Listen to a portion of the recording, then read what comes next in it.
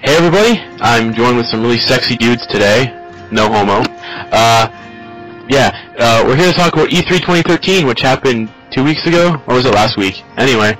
2 weeks. 2 weeks ago. And we're a little late on it, but I decided this weekend, since I have nothing to do, I wanted to get some good guys together and record a podcast.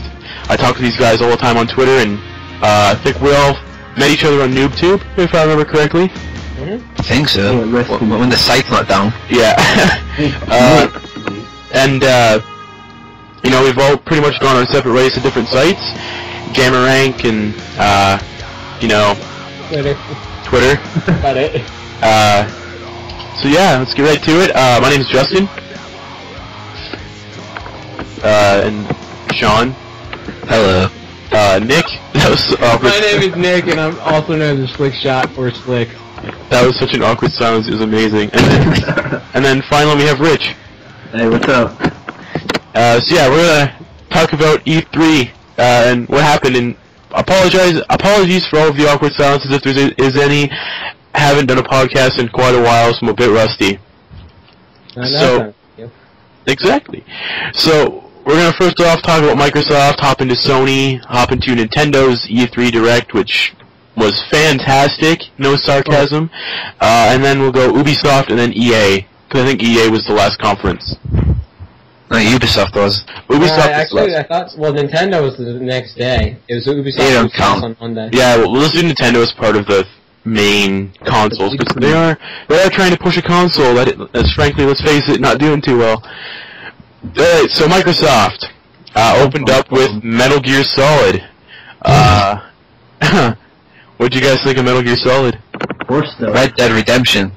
That's what I think. Yeah, I thought. I mean, I wouldn't say that anything with horses is Red Dead Redemption, but an open world with horses in it, one can make that relation.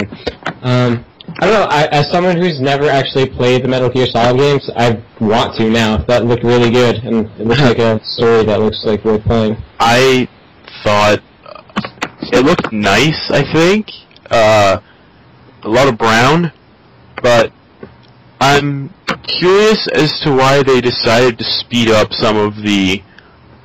Yeah, that was really awkward. Of the I don't even want to, if it was like a demo or something, because I was watching it and he's on his horse and out of nowhere the horse starts going like 600 miles per hour down the road, and I just don't know why they chose to speed up the video. Next generation horse.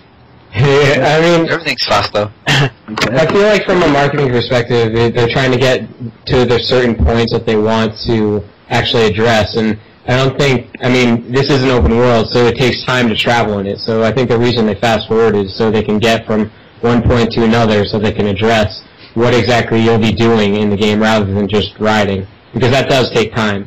Huh. Or it could be an upgrade for the horse. Super speed horse. Just fast forward? I'd be curious to see if you could actually do that in the game, because they say there's a full day-night cycle, so if you could speed up time, so I guess he just waits until like nighttime so he's more sneaky and stuff like that. That'd be pretty interesting. So visually, what'd you guys think? How it looked? Facial animations? Yeah, facial animations were awesome. I was kind of thrown back a little bit. Do you think it was running on PC? Because is it a PC title too, or is it just It's Xbox exclusive. Is it the whole thing where people are like, Xbox One games weren't running on Xbox One? Yeah. Like 90% of the time at E3, your games aren't running on the console. They're shit. Most when someone does demo a game, they don't. I hear someone's like mic cutting out. It's distracting me. Could be mine. Mine. Oh. Okay. So I don't know. It looks okay visually. I wasn't completely blown back and blown away. I've never been big into Metal Gear Solid either. I've never actually played a Metal Gear game. So, the only Metal Gear experience I've had was playing the demo for Revengeance. I've just never been interested in playing, or was it Metal Gear Rising? I don't remember the name of it. It's Rising or Vengeance, yeah. But that was made by Platinum Games, so I wouldn't judge it based on. Judge the series based on that. I've never touched a Metal Gear game, and I know I was sitting there going, well, it looks okay, and before the conference, before like the Metal Gear stuff came out, David Hayter, who was the original voice of Snake, was talking some shit on Twitter. And yeah, what do you guys think of Kiefer Sutherland? I thought that was pretty interesting. I mean, I as someone who hasn't played Metal Gear Solid and like gotten attached to David Hayter, it probably sucks for them. But I mean, I thought he sounded really cool in the trailers. Yeah, I liked his voice. I didn't see any reason to be up in arms about the change. Sounded like Snake to me. Yeah. I mean, I've only played Snake Eater, so like you guys, I'm not huge into the series. Mm-hmm. What about you, Sean? Any thoughts? I generally do not care about the voice actor. I mean, it's the same person. The thing I was worried about with the game is, like, being an Xbox One exclusive, I get. Oh no, dude, it's not. I'm sorry, but I just want to. Not anymore? No, they didn't do that. It was just only at the Xbox conference. Yep. Oh well, either way, I'm still not going to buy it. The Neither thing am I. I'm worried about is, it's just, it seems like Metal Gear has run out of ideas. Yeah. Like, yeah, open world. Everything's open world now. I don't want everything to be open world. No. I've got a job to attend to, and I'm playing more than one game. And just the story, I mean, I know Kojima loves these crazy shit, but this one, I don't know. I don't think I can be physically bothered to sit there and play through open world with a crazy ass story in an open world. Just do desert after desert after desert. Yeah. With hour-long cutscenes. Exactly. Because apparently that's what Metal Gear Solid 4 was all about. I would love to know how he's going to hide that horse underneath the box, though. Maybe he hides inside the horse. Oh. Like Ace Ventura when he climbed out of the rhino's ass. So it could be that. Tom Green. I'd buy the game if it was like that. Hell yeah. So everybody's opinion on Metal Gear Solid is not interested? Yeah. I'm really interested, to be honest. I mean, I'd like to get into that series and see what all the hubbub is about. Fair enough. It's a franchise sort of seeking an identity. It reminds us of Resident Evil. Resident Evil's kind of floating around like, where do we go from here? And Metal Gear has not seen it. Resident Yeah, I could definitely see that from even coming from out here. Resident Evil 6. So, what was after Metal Gear Solid? I kind of tuned out quite a bit during the conference. We saw Halo. That was ridiculous. That was just... He's wearing armor. Why did he need a fucking... I was wearing a burqa. Yeah, whatever. I think everybody's gonna harp on that. I think my speculation was that he's in a desert, which, oh look, another desert. But, you know, maybe he doesn't want to get his armor tarnished. Maybe he's all like, he has to make his armor look nice, or he's, you know... Oh, that was my bad. What? I'm getting attacked by Avid playing down my microphone. Oh, very nice. Maybe he wanted to conceal his identity. That's what I was about to say. I didn't think of that until right now. Maybe he's like 8 feet tall. Maybe. Just ripping off Journey. I honestly thought it was Destiny at first before they showed it was Master Chief. And then you kind of see the rocks, like, those look like Halo rocks. Yeah. And I was waiting for a slick shot, Nick, to freak out like last year. When was it last? No, it wasn't last year. Last year. No, it was a couple of years ago. 2011's E3 when they showed Halo 4. Yeah. I freaked out about that, I have to be honest. Nah, dude, this year it didn't do for... honestly, Xbox isn't really doing it for me anymore. I sold my 360 because I just didn't play it at all. Ever. I play, I'm keeping it. I play Trials on it, and, Minecraft, and stuff. I'll give credit to 343 Industries for actually giving Master Chief a personality. Yeah, Yeah. 4 was excellent.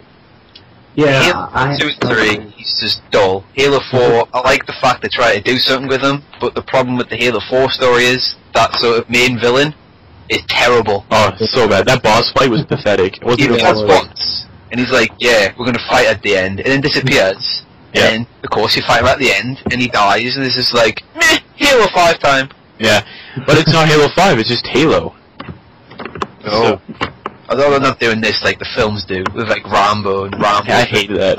But it's Halo. I'm just gonna say it's Halo 5. I'm gonna check it out because I'm still into Halo immensely. I still like Halo a lot. Mm-hmm. And then there's the speculation of why Master Chief is carrying Cortana's memory chip thing. My guess is that he's just looking for. If you spoiler alert, at the end of Halo 4, everybody here did finish it, right? Yeah, I beat it. Yeah. Okay, so as you guys know, she like splits up, and then like part of her kills him. My guess is that part of her is still somewhere out there, and he's looking for her. That's about it. Something like the Halo 3 plot.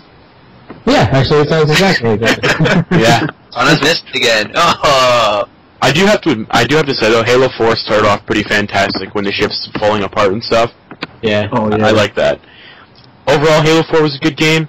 Not as good as Reach, I don't think. Not as good as 3 either, to be honest. I mean, I preferred 4 over 3. I thought the gameplay and graphically, hell yeah, but I thought like the way 3 ended, I don't think Halo should have came back. Not with Master Chief, at least. I didn't think he should have continued. See, there was a lot of speculation that they were going to reboot Marathon, because that planet at the end of the epic ending looked a lot like the planet they used in Marathon. And everyone was like, oh, alright, fair enough, a reboot. But then I thought, obviously Bungie left the Microsoft exclusivity thing, and they went and done their own thing, so just end Halo there. I think I would have been fine with a reboot of Marathon. Maybe. But no, I thought Halo 4 was good. I will check out Halo 5 because love me some Halo. Can't deny that. One of the problems is they came out and said that Halo is now no longer a trilogy. Like, no, they're going to have Halo 4, 5, and 6. They said it's no longer that. It's going to be more. So obviously the TV show. It's a saga. They've got that tablet game coming out, and then they'll probably bring some more stuff out like ODST / X Tekken or something like that. I'd play that. Game of the year. I thought ODST was good. I loved ODST. Yeah. That's actually probably my favorite. Reach is mine. Reach was emotional as shit. Some good stuff. Okay, so I think that's enough Halo. People hate Halo apparently. Yeah. We're gonna get ripped apart for talking about Halo. Saying Halo's awesome. Alright. How about Killer Instinct? Did that do anything? I don't know. 20 years? It's been what, 20 years since they made a Killer Instinct game? I wasn't alive. Okay, I was. I was just born. Yeah, same. So maybe like a year old. When they first showed the trailer, I was like, oh shit, I like this game. And then they obviously said, Double Helix a part of it, and I was like, brilliant, because, Captain America. What was it? They made the Green Lantern game. G.I. Joe, Green Lantern games, and that movie thing. I was like, brilliant, because they scream confidence. They've made some shit. But when I say get played, I'm like, if it was on Jimmy Fallon, they were just tapping buttons. It was like 50 billion hit combos, and I was like, well, this looks fun. No, this looks terrible. But what do you guys think of the business model they're doing with it? You can get the game for free, but it only comes with one character, and you can choose to pay money for the other characters, or you can buy full price and get everybody. I like that. I think that's how fighting games should be. I think in total, you should be able to like buy packages of characters, or single characters for like. It should be a single character's like say like $5, and then you could get 5 for $4 or for 20, and then you can buy the whole game for 60. I think that's smart. It's a nice business model that allows you to get what you want. See, the problem I have with that is with fighting games, they're incredibly hard to balance, like to make sure everyone's pinpoint as it is. So let's say if they bring out a new fighter and he's just unbelievable, everyone will buy him, and then anyone who hasn't bought him is at such a ridiculous disadvantage, it's unreal. So that's not the developer though, to balance everything. It's going to affect the community, and obviously fighting games live and die in communities, which people aren't going to be standing for that. And it does bum me out to play fighting games online now, because you usually just have everybody as the same character. Because it ended up, Mortal Kombat 9, fantastic fighting game, I thought it was brilliant. It ended up being the online community of people playing as Smoke and as Noob Saibot, because they were incredibly cheap, and also easy to learn, and they were powerhouses when you learned them. And I have a feeling that, what we saw at Killer Instinct, it might be the same way. I do agree that business model is a good idea, but, Killer Instinct hasn't had a game since Super Nintendo.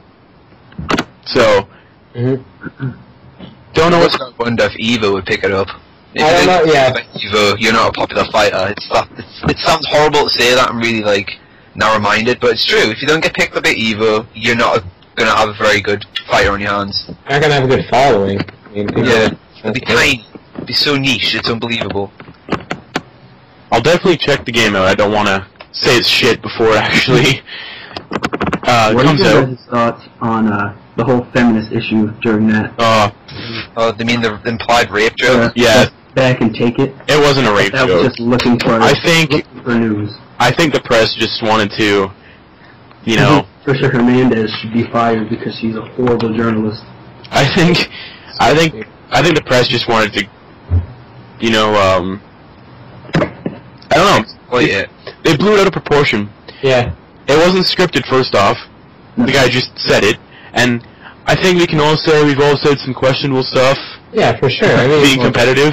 if you just listen to him, it doesn't sound like he's implying anything. He's not like a douchebag. And he's just saying it. Yeah. It just came out of his mouth. And I know some of us, some of us have dabbled with game press. I know Rich runs his own blog. Mm-hmm. I do. I know Sean writes stuff for Shit out of like 2 websites. and 4G. And you know, everybody, all of the press people I follow on my Twitter feed were just spamming how Microsoft endorses rape, and it was mainly from a website called GameRanks.com. I could be wrong. That is Mr. Ian Miles. Yes, Ian Miles. I'll pick him, but he's super sort of feminist on this, so Yeah. I was like this kind of thing from him. It was him and Holly Green that were really going about it, and you know, I don't think Microsoft endorses rape, like the press is saying. I don't think any company endorses rape. I don't know, like, with the new Kinect, it's constantly there. It doesn't matter if you want it there or not, it's staring at you. You can unplug it, which, you know, And the people No. aren't. I thought you couldn't. I'm going to unplug it when I'm not using it. Because they're saying that the Kinect is on the entire time, even when the console's off. I'm going to keep it on. That's I'm gonna one thing unplug as it. well. Wait, actually, yeah, I just didn't thought of that. Like, if you're not playing your Xbox, why don't you just unplug the thing, and then when you want to use it, plug it in? Yeah. Well, because that would be too easy, and the internet doesn't like easy fixes. That was another thing, with like the games that they're showing, they didn't really show Kinect with any of them. Yeah, Oh. it's true. They didn't I'm show a happy damn about that, thing. though. I'm fine. So am I, but why would you force don't people know. to buy it? I think they're mainly for the voice controls they're trying to go for, and for the DAC. Remote. Yeah. They can justify the extra $100 with it. Yeah. But you know, all negativity is oh Jesus Christ! All negativity aside from the Kinect, I'm still getting the Xbox One. I may be one of the only people who didn't give a shit about the DRM and the used game stuff, because mainly I don't buy used games, and my console's connected to the internet all the time anyway. So it didn't bother me as much. But you know, now that they're changing their tune on the DRM and the used games, I'm still gonna get it. I am still gonna get a PS4 as well, because I think both consoles are gonna be great. But you know, I'm not like the internet. I'm not trying to pick out flaws with everything. I'm a gamer. Next gen is probably gonna be great. I'm gonna be happy with it. I have a gaming PC too, so you know, whatever. I'm fine. Yeah. What do you guys think of Titanfall? I'll get it on PC. So I thought, literally all I thought, I'll get it on PC. Yeah. So It looks like it would play really well on the PC, but on that pad? No way. I'm not gonna get it on a console. It's a Source game too. They're using the Source engine, and that kind of kicked me in the balls. For people who don't know, I'm developing a game in Source engine right now, and when I thought that was like Unreal Engine they were showing, because it looked really nice. I thought it was like Unreal Engine 4. Yeah. And they're like, oh, it's made in Source engine. I'm like, wait, what? Because it looks way too good for Source. So I have a feeling it's not running on the Source engine we're used to that had like Portal 2 on it. I think we're seeing the Source engine 2 that Valve announced or talked about a year or two ago. But yeah. I don't know what to think of Titanfall, really. It seems interesting in concept, but I don't know. It looked to me like the next Call of Duty. Like, I mean, I don't play Call of Duty, haven't for years. So, like, it looks like the next step. Like, I could see the people who play Call of Duty migrating to that. Oh, yeah. Yeah, I thought it looked like a Tribes / Hawken. Isn't it by the people who made Traps? No, it's actually ex-members of Infinity Ward. Yeah. I could have sworn that somebody there is part of like the people who made Tribes. I understand that it's part of the X Infinity War, but I think there's some woman who's on the team that made Tribes as well. It was good though. I thought like the jumping from like the I guess parkour you could say. Yeah, running up the that walls. was really cool. That was really cool. What do you guys? Oh, No, go ahead. nothing. Yeah, go ahead. It's okay. Oh, okay. What do you guys think of the? They're saying it's all multiplayer only. There's no single player aspect to it at all. But they're saying they want to make the multiplayer like a single player aspect. I've done that on PCs, but on consoles, my experience, it never, ever, ever works when it's multiplayer only. That's why I'm a little bit worried about Destiny as well.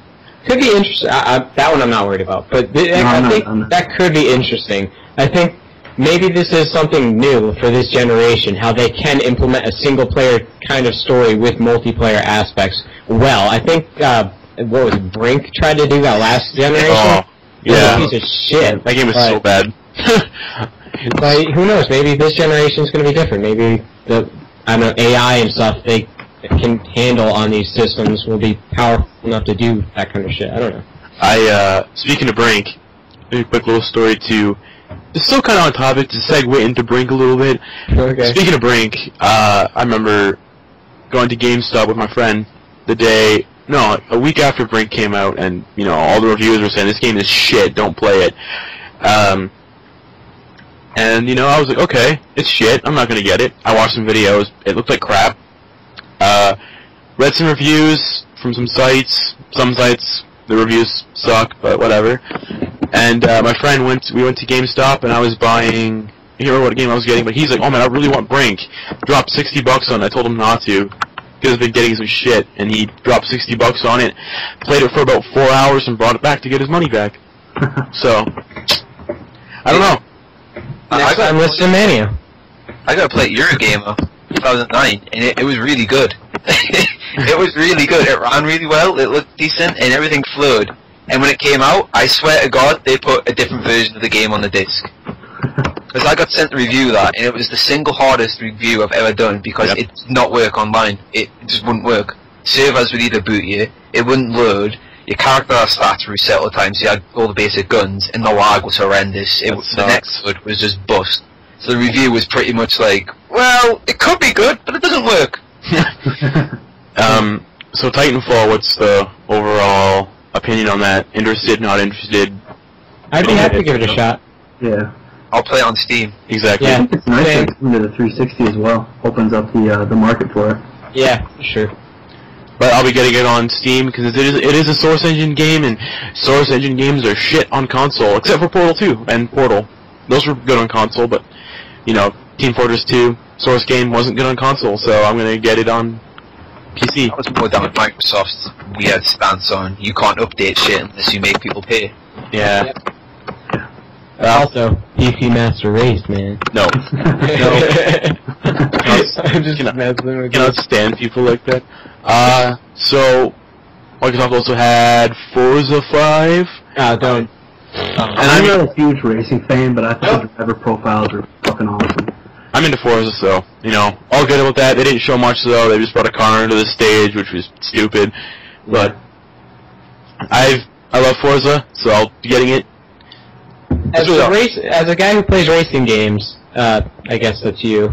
Probably the only one here who does that. What did you think Forza looked better than the rest of the driving games? Because there's like 10. No.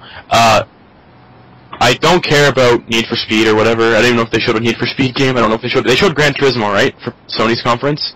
Yeah. But that was for PS3, not PS4. I don't give a fuck about Gran Turismo. But no, Forza 5. They revealed it. It looks really good. Like visually, it looks pretty nice. I feel bad for the Drive Club guy though. He couldn't touch the Forza cars. Which is something I have to say about Sony's reveal. Well, not their reveal, but their conference that they had before E3, where they revealed their games and they talked about Drive Club. That guy was awesome. Yeah, that was pretty cool. Kind of sad we didn't see him at E3. Yeah. But no, I'm into Forza. The Drivatar stuff sounds okay.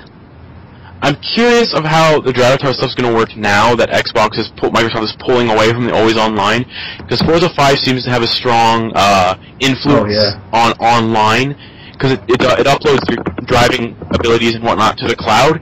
And I'm curious what if somebody only, people who just want to play it single player, the Drivatar stuff isn't exactly going to be... I honestly think this generation, the consoles aren't going to be always online, but I think a lot of these games, to have fun with them, you have to be online. Like, you're always going to have to be online. Good thought, yeah. Which is fine with me, because my consoles are always connected anyway. Mm-hmm. Oh, yeah. But no, Forza was okay. I mean, we haven't seen much about it, haven't heard much about it. I'd like to see more cars, because, I'm not a car guy, which is surprising. I just like playing Forza because it's fun. And then, they revealed the crew during, was that EA's conference? I want the crew. Or was that Ubisoft? It was Ubisoft. That game looks awesome. I'm all for that. Yeah, there's not much, game-wise, we saw at E3 that looks interesting. Microsoft dropped, they said, oh, here's Rise, that game that we talked about. Oh, I forgot about that. Oh, yes. That looks like Yeah, it does. I was sitting there, I was like, when the hell did you play it? Well, at least they're not doing it. Originally, when the concept was, it was all going to be a Kinect game, right? And I thought that would have been better. Away from I honestly think that would have been better than this. And now it's like, it looks like it's an on-rail, well, it's not even really on-rails, you can still, move around and shit. They're doing some things. And then the game is just QuickTime event. It's like, oh, I actually don't get to kill the people, I have to use a QuickTime event to kill them? Apparently, if you fuck up the QuickTime event, you kill them anyway. Yeah, because they don't want the player to feel frustrated or haunted. So the game plays itself. So, buy a film. I'll rent it. Buy Gladiator on DVD instead. Now that the Xbox One is going to have us so we can rent games, I'm going to rent this game and see how shitty it is. Oh.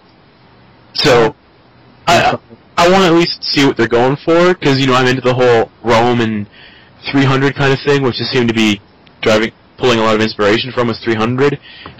And, do any of you guys watch, Video Gamers videos, their abridged stuff? No. Okay, there's a guy called Matt Leese. He's from Video Gamer TV, and he did an abridged version of the Xbox conference. And I think I messaged one of you guys on Twitter a couple, when they had E3, and you're talking about Rise, and I said, I am quicky as tiniest. Yes. I will not go away. Yeah, he said that, and it made me chuckle. So that's a QuickTime event, the game. Thoughts on that? Day one buy, pre-order? No. Nope. Game of the year? Rise here's the question. Where did they get all those spears from? Anybody want to answer? I saw that. There was just infinite spears from them. It's like, fuck it, There's one guy at the back of the queue just as shit spears. I have, it would be nice if they showed, they had, a big satchel of spears on his back he was pulling them from. Yeah. But he was, generating them from his asshole. Yeah, which must be comfortable. But no, Rise, no, not interested. I'll rent it. It's rent a game in my area, it's $5 for a weekend, so there you go. I think it's worth the rent, maybe. Yeah. What you guys? Well, I think that's all the actual main games. I could be wrong. Dead Rising. Oh, sorry, yeah. Brown the game. Yeah, it looks so different brown. shades of brown. That was pretty impressive though. With it looked. Oh yeah. I'm glad they're going for a more horror approach, but they also seem to be catering to the Call of Duty kids. Yeah. And they didn't reveal much about Dead Rising at the conference. They just said, "Here's Dead Rising," and the guy played it. Visually, it looks nice. I'll get it, because Dead Rising 2 was phenomenal. They revealed that there is no more time constraints for Dead Rising. Yay. So you can take the game at your own pace. You don't have to well, fuck, I have to get here, or I failed the game, I have to do this. They're like, oh yeah, no more time constraints, which was some complaints that a lot of people had, that they had to play the game.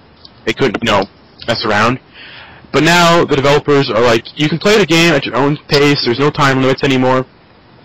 Or you can play through the hardcore or the nightmare mode, whatever they called it, which is essentially Dead Rising 2 and Dead Rising 1 with a time limit. So if you don't want to sit back and be casual about it, you can play the normal core Dead Rising experience. But people were worried watching the Dead Rising 3 video because it didn't show any of the comedy that Dead Rising has. The goofiness is dead. What? The goofiness is just gone. There's no... Yeah. So I was concerned, and I messaged the developers of Dead Rising, and I was like, so, Dead Rising 3, no goofiness. And they're like, no, the goofiness is still there, and you'll still be able to dress up like an idiot if you want to. But, you know, maybe we'll have those goofy combo weapons again, hopefully. What do you guys think about the portable weapon creation thing? Makes it too easy. Yeah, I mean, Yeah. they're definitely trying new things, which is, like, it's better than getting the same thing over and over again. I just don't know if the direction that they're taking is, like, the way that the people who play Dead Rising a lot would have liked. Okay. Now what if the weapon creation kit, the portable one, is the thing you have to unlock later on in the game? Like, as a perk or something? Let's just speculate here. That the game still has the rooms, the maintenance rooms you have to go on and make the weapons yourself. Now, what would you do if it's that way still, but later on you can choose to, if you have like enough PP points or whatever saved up, you can buy or unlock the portable construction unit. No, I don't think that would happen. Like, if you look at it, you just literally picking up 2 weapons, glue them together, like, yeah, super duper weapon. It just seems like, maybe that would happen in Nightmare mode, but I think just the normal game, it's just gonna be like, yeah, you've got a gun. Yeah, that's actually a good point. Nightmare mode might completely throw that out the window and bring back the rooms. So, you know, don't really know. The airstrike thing at the end, That was fucked up. That's so stupid. questionable. What was up with that? I don't know. I think it's just a way to get people to say, hey, you should buy our smart glass. The thing I've heard is, if you don't have smart glass, you can't call in airstrikes, and you're gonna miss a few missions and characters to interact with. So you're essentially losing content because you don't have smart glass. And if you want the full Dead Rising 3 experience, you need to spend all that money on the Xbox One, money on Dead Rising 3, and then money on a product that's compatible with smart glass. And that's just... It's much like iOS, right? Fuck that, dude. They said, the guy mentioned if you have an Android, I'm positive they mentioned if you have an Android phone or like a smartphone, you can get phone calls from survivors that way. But I think it's just a smart glass feature, but honestly, I don't give a shit. I'm not going to use airstrikes anyway. Because that doesn't, it's not Dead Rising to me. No. How does the mechanic get airstrikes anyway? Yeah, I was no about idea. to ask the same damn thing. Like, So, what? I won't be using that feature, so it doesn't bother me. I'll still enjoy Dead Rising probably. You know, it's probably still going to be co-op, and co-op games are fine with me. So if you're, unless you're Colonial Marines. That game. So bad. Luckily I didn't play it actually, so I don't know how bad it is actually. I bought it, 'cause I'm an idiot. Ouch. Oh, wow, I'm sorry. People make mistakes, and you learn from them. It's alright. And then one of the other games they showed at Microsoft's conference that really stood out to me was Project Spark. That looks Oh. like Little Big Planet times 50 billion. It looks Yeah. like Little Big Planet times this game is better than Little Big Planet. Out of everything Oh, they showed at Microsoft, that was like the one thing I was like, yeah, that's actually next gen. That's actually It something looks, that's actually it looks played. really cool. Again, It's hard, though. they're pushing for smart glass support for that one too. When they Yeah, got, Kinect. That's actually the only time I remember them using Kinect. when they made like the big mountains and stuff. Mhm. But yeah, all those excuse me. Yeah, I got something in my throat. All the Sony fanboys were hopping onto that one, saying, "Oh, Microsoft ripping off Little Big Planet." It's just a creation tool set. They're taking an idea, but expanding upon it. And to me, it looks way more immersive and amazing than Little Big Planet. Because in the end, I bought Little Big Planet on PSP when I got my PSP, and like I thought the game was shit. I didn't see all the appeal of Little Big Planet. Project Spark looks awesome. I really like what they're doing with it, even though the dialogue that they had at the conference, the two guys are bantering back and forth, is painful. That's bad. Painful. But, you know, Project Spark looks actually really interesting to me. I think it could be fun with a couple buddies. And it's free to play, so I mean... Oh, is it? I wouldn't, personally, I wouldn't make anything because I don't have a creative bone in my body, but I would totally, like with Little Big Planet, that's all I did was download cool maps and fun shit. Yeah. So, the tool set that you saw in Project Spark looked fucking amazing. I'd totally try anything some creative people could and do. people have been making like other games in it. I saw like pictures from somebody made like a Limbo clone. Mm-hmm. And you know, if what you're saying is true that it's free, I'll definitely be downloading it or buying it if it's a. I have a feeling it's gonna be like a downloadable title, or it comes with the Xbox One. That would be nice. But you know, if that's the case, awesome. It looks fun. It looks like you get quite a bit out of it too. You can literally make anything. But I'll be getting it. Don't know about you guys. It's pretty interesting. Yeah. Yeah, I'm gonna try it. I think for Xbox One. So, for the Xbox One itself, what do you guys think of like the design and stuff? I mean, that was actually revealed relatively few, like, you know, recently. It looks ugly, but I don't care what it looks like. Yeah. It doesn't really look at them. I'm not buying a console for looks. I'm not going to sit there and go, well, this console looks like shit. I'm not going to buy. I think it you know, it looks like a fucking entertainment system. Yeah. Box. And There's a lot of unneeded hate on it.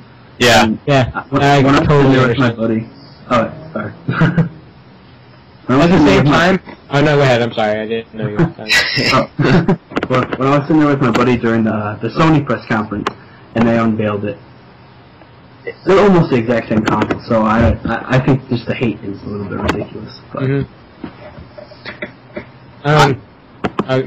It looks like the Xbox One is going to be easier to put stuff on and put it in your entertainment system, though. Like I said, I wasn't at E3, so I never actually got to touch a console and see what it's like. It looks like the Xbox One is big enough to kill a person, but apparently it's actually fairly lightweight. Apparently it's actually extremely quiet when it's on, which is something good, because I have the Core 360. Well, I have the Pro Xbox 360, the one that first came out, the white one. It's loud as hell. Yeah, it is. And it'd be nice to have a console that doesn't sound like a vacuum cleaner. So, Xbox One, you know, it looks fine. It's going to fit an entertainment system. You can put stuff on it, because some people stack stuff in their entertainment system. Fine. PS4, you know, same thing. It looks a lot like Xbox One, except that it's a rhombus. Yeah. You know, same thing. There's a light on it, too. Yeah, it looks like you'll be able to stack stuff on that, too. Unlike PS3, when it first came out, it was, like, rounded. I think the first PS3 was rounded. Yeah. I don't know. I thought the console looks fine. Honestly, I'm not like everybody else saying, oh, it's just a black box, looks like my VCR. Mm-hmm. I literally couldn't give two shits about what it looks like. Yeah. But what about the controller? Does that bother you at all? Like that controller. Okay. Yeah, I agree. And I like the controller was pretty sweet. Yeah, and I like how the controller is going to interact with Kinect. I don't know how they're going to do that, but I'm curious to see how that works, how the controller is integrated with Kinect, because it has that Kinect sensor on it. It does? Yeah, there's a little bar at the top of the controller. If you look at it, I'll grab an image. Yeah, but no, there's a bar at the top, and let me find the picture. And apparently they were saying that it'll integrate with the Kinect, which I don't actually know how they're gonna do that.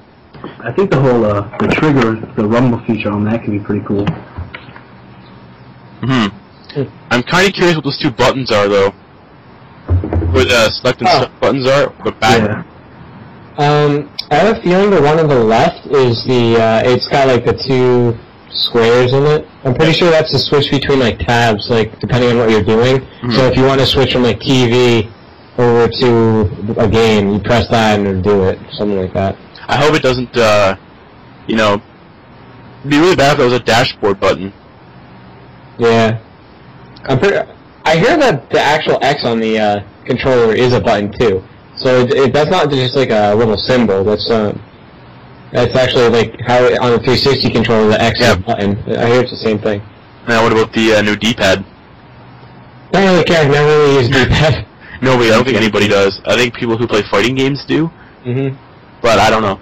You know, it looks very similar to a 360 controller. You know, looks comfortable at least. I don't know. I don't see anything wrong with the controller, whereas the PS4 controller looks weird. I think it's elongated. See, I quite like that. I've heard only great things, to be honest. All the websites that I follow, which is too many to count. So yeah, I don't know. You know, it's still too early to say what we can expect, how the controller's going to be. I wish I could have got like a hands-on feel with the controller, cause Yeah. But you know, we have till November 30th, which is apparently the release date of the Xbox One. I have no idea, but you know, Microsoft conference wasn't that interesting. I think they showed better games than Sony's conference. Yeah. Since Sony didn't really show any exclusives except for Knack. They showed pretty much the same exclusives, plus a couple of trailers for stuff like I think there were a few that were unnamed before or hadn't been shown. But actually, we should talk about the DRM and the Always Online. Yeah. How do you guys feel about how they announced that? Well, and now that they've reversed on it, which I'm fine with, but whatever. What were you guys' initial reactions to Microsoft being all about, you know, the games? They're going for more of like a digital approach, more of like a Steam approach. How did you guys feel about originally? How did you feel about Xbox One when they announced that, you know, DRM and the used game stuff? Before the time, it's going to happen eventually. Yeah. Yeah. I think everyone says it will happen eventually, and people will suck it up because they'll have no choice. Yeah. Although I think the attitude that MS had was terrible, just absolutely terrible. Their attitude was pretty bad. Yeah. I thought that they were trying to pioneer us into that direction, and they were going to be the ones who were, you know, first to do it. But at this point in time, I don't think. I mean, obviously, we're not ready for it, and people made that pretty apparent with all the reactions. Yeah. But you know, it's a thing. Gaming does need to move on. It can't stay where it is now. I think gaming does need to move to digital. Or in that vein, I really like the idea that, you know, you didn't have to have the disc in the console to play the game, which is, you know, it's fine with me. I don't like the idea of having to stand up, walk to my television set, my entertainment system, take out my disc, put another disc in. You know, it does get tiring when I want to play a new game. And the fact that they're going for this approach where you don't need a disc in the game, you install them all and you can just go through your library. I want to play that game. Which is why I'm really big on the Xbox digital games on demand thing. But you know, I actually didn't have an issue with it at all. I embraced it. I was like, cool, don't buy used games. My Xbox is always connected to the internet anyway, so I really don't see the complaint. And Sunflower 4000, who is on I believe we all follow him on Twitter. Mm-hmm. Yeah. He made a point that, I think was him that made the point, or somebody else. If you can't afford an internet connection, why are you buying a next-gen console? Yeah. So, but then again, you know, the Marines over in the... Yeah. I think that was one of the... feeling though that they would develop something for them. Yeah. Like, they would have to have like a military, like, specifically designed console. I think... Oh, go ahead. Well, no, I'm about to change or try to shift topics. So Yeah. go ahead. Before we close Microsoft's thing, I just wanted to say I think that was one of the main reasons. Not only that Sony was fucking killing in pre-orders for PS4, but I think they also wanted to make the Marines happy, the Army, the soldiers happy. And, you know, and apparently now Xbox One is doing amazing in pre-orders. So, I mean, my understanding though is, like, coming from a business side, I can see how they see the pre-orders and they're like, okay, this is really bad. We're doing terribly compared to what our expectations were. But I don't think they could get. Honestly, I really don't think they care about the soldiers. It just doesn't seem like that's something they would do. Yep. I think it's more towards the pre-orders. Now, what baffles me is how fast they changed their direction. It was a week ago that they were just touting their entire upcoming, like, what they were going to do. And then, with like a snap of a finger, it was gone. and how much money they devoted to all these ideas. it really, it's unreal. Yeah, it kind of sucks to see them pull away from it, but in the end, it's a good business idea for them not to do it quite yet because people aren't ready. But one day, people are going to have to embrace it because it has to happen eventually. Steam does it, and Steam fucking kills doing that. Yeah. They don't have used games, and they have DRM, and everybody's okay with it. Now, my point would be, like, if you spent all this money doing that, and you really believed in what you were doing, then you shouldn't have backed down. Like, that was a wrong decision. Yeah. You don't cave. Yeah. Like, we've seen it even, like, with specifically BioWare in the Mass Effect 3 ending last year, or 2 years ago. People were really upset, but you know what? They shouldn't have done that. I know people were upset, but looking back on it, it wasn't that big of a deal, and, they went through hell to make that change. And now Microsoft just did the same thing, but this is a much bigger scale. Like, I don't really see why they would do that, when the point is that you should have proven to people that this was the right decision, that we were right, and they caved. They really didn't. So obviously they don't believe in what they were doing. Oh well. I think we will see the console gaming go into that direction very soon. I don't think what we have right now is for console gaming is going to be around much longer. I think we actually are going to move to the DRM, digital distribution, everything like that for consoles very soon. But we've been talking about Microsoft long enough. Mm-hmm. Should definitely move on to Sony, but before we leave Microsoft's conference... D4. That game looked awesome. What game? D4. D4? Oh, yeah. 10 seconds of it. But it's from the guys who made Deadly Premonition, and it uses Kinect, and it looks like it actually uses Kinect for a valid reason. And when I looked up all the information, did a bit of research, it looks like fantastically terrible. Yeah, it looks pretty bad. But I'll check it out because it's weird. It's not a brown, blue, and orange shooter, so I'll check it out. Shooter. And yeah, so. Thoughts on Xbox One, final thoughts. You guys get an Xbox One at all, or no? No. Eventually. Yeah. If I see like a $1,500 price cut in a year or two, I'll probably pick it up. Yep. Well, funny with that, there's been rumors going around that they're thinking about a price cut already for next year. So see, that rumor, no one has any sources. It's just websites literally saying, price cut, and then they're like, M4G, 1 billion hits, and they're like, lol. There's not any sources, and that 4G. It just... I hate sites that do shit like that. But, no, in the end, I'll be getting Xbox One. I've been tempted to pre-order one. I wasn't going to pre-order one with the DRM in that, because I still have a lot of... there was nothing coming out for it. Like, there's not a lot of games coming out for it right now. And then they're like, oh, no DRM, you can borrow games from your friends, and I'm like, meh, whatever, I'll pre-order when I have money. So I probably will pre-order the day one Xbox and day one controller and the day one achievement. Doesn't matter to me whatsoever, but whatever. But enough of Microsoft. I think they had a good conference, games-wise. They showed a lot of good games, I thought. Mm-hmm. I was surprised. And yeah, overall, I was okay with the conference. I liked it, I enjoyed it. No complaints, except for D4. Yeah. So I think we should just hop into Sony now, who, had a conference, and they revealed their console for the first time. Talked a lot of smack. Yeah, they talked a lot of smack. It was hilarious, honestly. I liked it. This is like the 1 year where it's just been so incredibly one-sided in terms of public opinion. Yeah. You looked at Twitter after Sony's, and there was not one person, apart from like a few people like making deluded comments, like, "Oh, Sony just wants to sell." That was like, yeah, Sony did crap this year. It was like Sony's fucking amazing. Sony's this. Sony's like the people's champion. They might as well came out with the Stone Cold music or the Rock's music, lights above their head. Well, I feel like this was the first year that one of the big companies came out and actually answered questions directly. They didn't kind of just like beat around the bush. Yeah. So I think that the public opinion, and I know I personally respected that they did that a lot. So.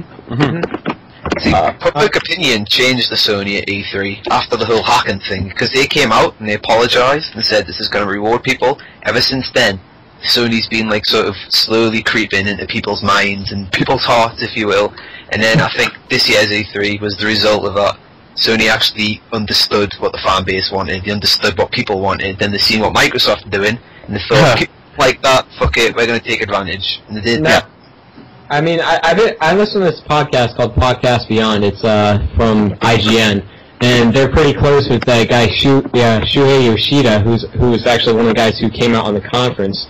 And what they said what he said on one of their podcasts was that they hired an entirely new marketing team, And like once I heard that, I was like, that makes so much sense because for years PlayStation had the shittiest marketing because they have such great games and they never display any of them. No. But like this, since I guarantee you, it's like since like that Michael, you remember that commercial, the Michael trailer with it had all the Sony mascots and stuff, and it was to Michael. They were on the bar. Yeah, that's the one. Yeah. Ever since then, I was like, their marketing is so much better, and they've been touting everything that Sony does well. It's nice to see, to be honest, because for years it's like, what are you doing? You guys are fucking retarded. And they opened up with Last of Us. Did they open up with Last of Us? They skimmed through PS Vita and PS3 saying that they have stuff coming to it, and that was part of it. They're really pushing PS Vita. I'm happy. I'm actually it's a excited great for the system. Vita. I'll be picking one up this Christmas. I don't know. It's the best handheld console I've ever owned, but people don't seem to realize it. And people are saying that there's not that many games. Dude, there's like 25 games on the Vita at E3. They're really cheap too. The games that are out now you can pick up for like $20 to $40. Yep. I mean, in PS Plus, let's not like skip on out on how much of a deal that is. You get so much for like the same price as Xbox Live, which gives you practically nothing. Yeah. Well, now Xbox Live is giving you 2 free games a month. Halo 3 and Assassin's Creed 2! They cost like £1 to buy these. Yeah. I can buy Halo 3 for $7, and I can buy Assassin's Creed 2 for $5. But hey, you know, free games, free achievements. I'm down for free achievements, even though I already have like most of the Halo 3 achievements. I just need Step and Razor. But no, Halo 3 is a good game, no complaints. Anyway, Sony. Yeah. They opened up with Last of Us, which I haven't played. Oh. I don't have a PS3. End it now and go buy a PS3. Sean, did you play it? Yes. I haven't finished it yet, but every time I've played it, it's the one game where I've literally sat there and thought, fuck, this is good. And then I've gone upstairs and I've posted something about the game. Like normally, like, if, like on the site, I tend to cover game like once, like I'll say blah blah blah, one article in the game, that's it. I've played The Last of Us for about 10 hours, and I've already produced 2 content pieces on it, and the fan reaction to anything Last of Us is people really enjoying the game, so if anyone posts anything on the game, they're all talking to each other, and this is the first game I've played in about 3 or 4 years which has got this reaction. And I've even sat downstairs and played it with my parents in the room, and they're watching it like it's a movie. It's insane.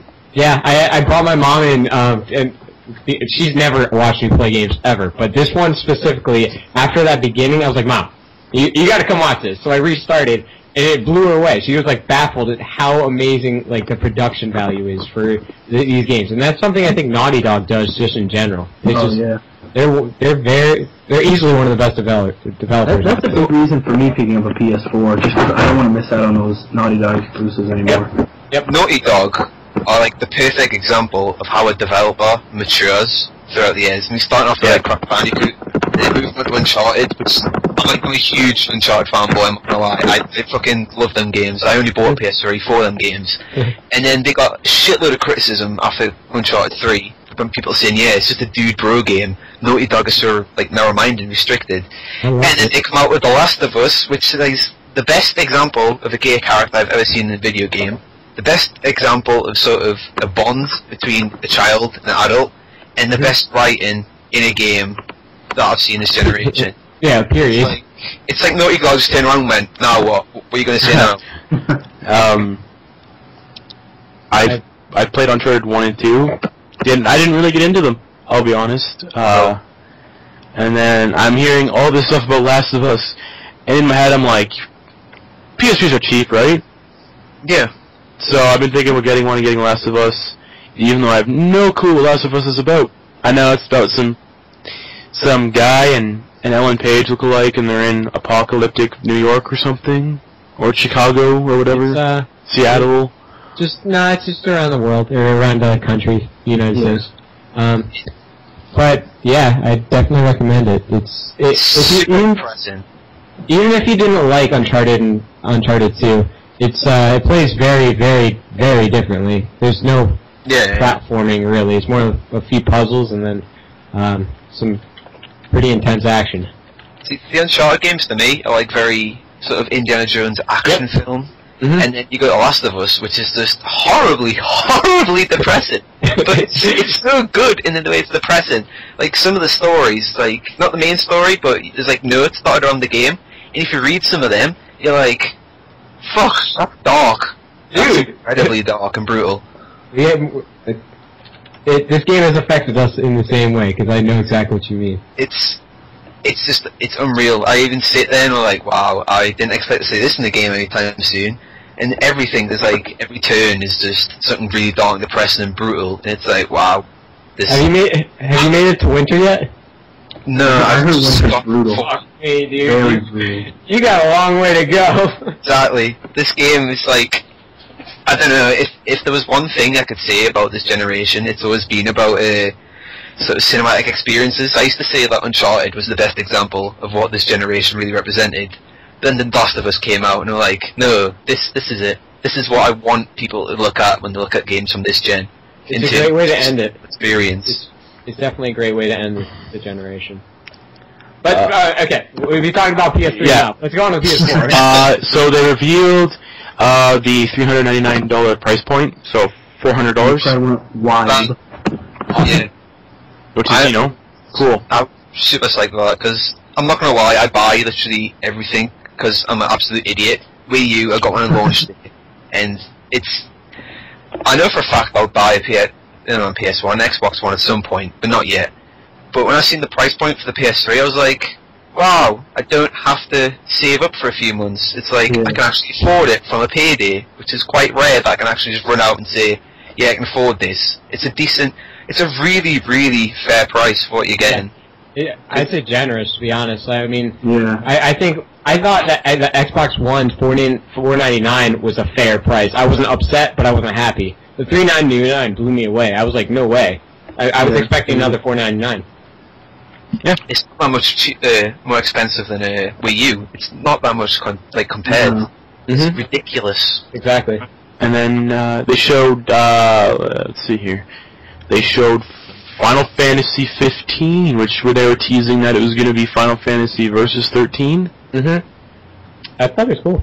And I have no idea how to play it yet, though, because it's crazy. it looks like a lot of parkour and hopping around, and I haven't liked Final Fantasy since Final Fantasy 10. Final Fantasy 13 was shit. Final Fantasy 13-2 was more shit. I won't be getting Final Fantasy 15.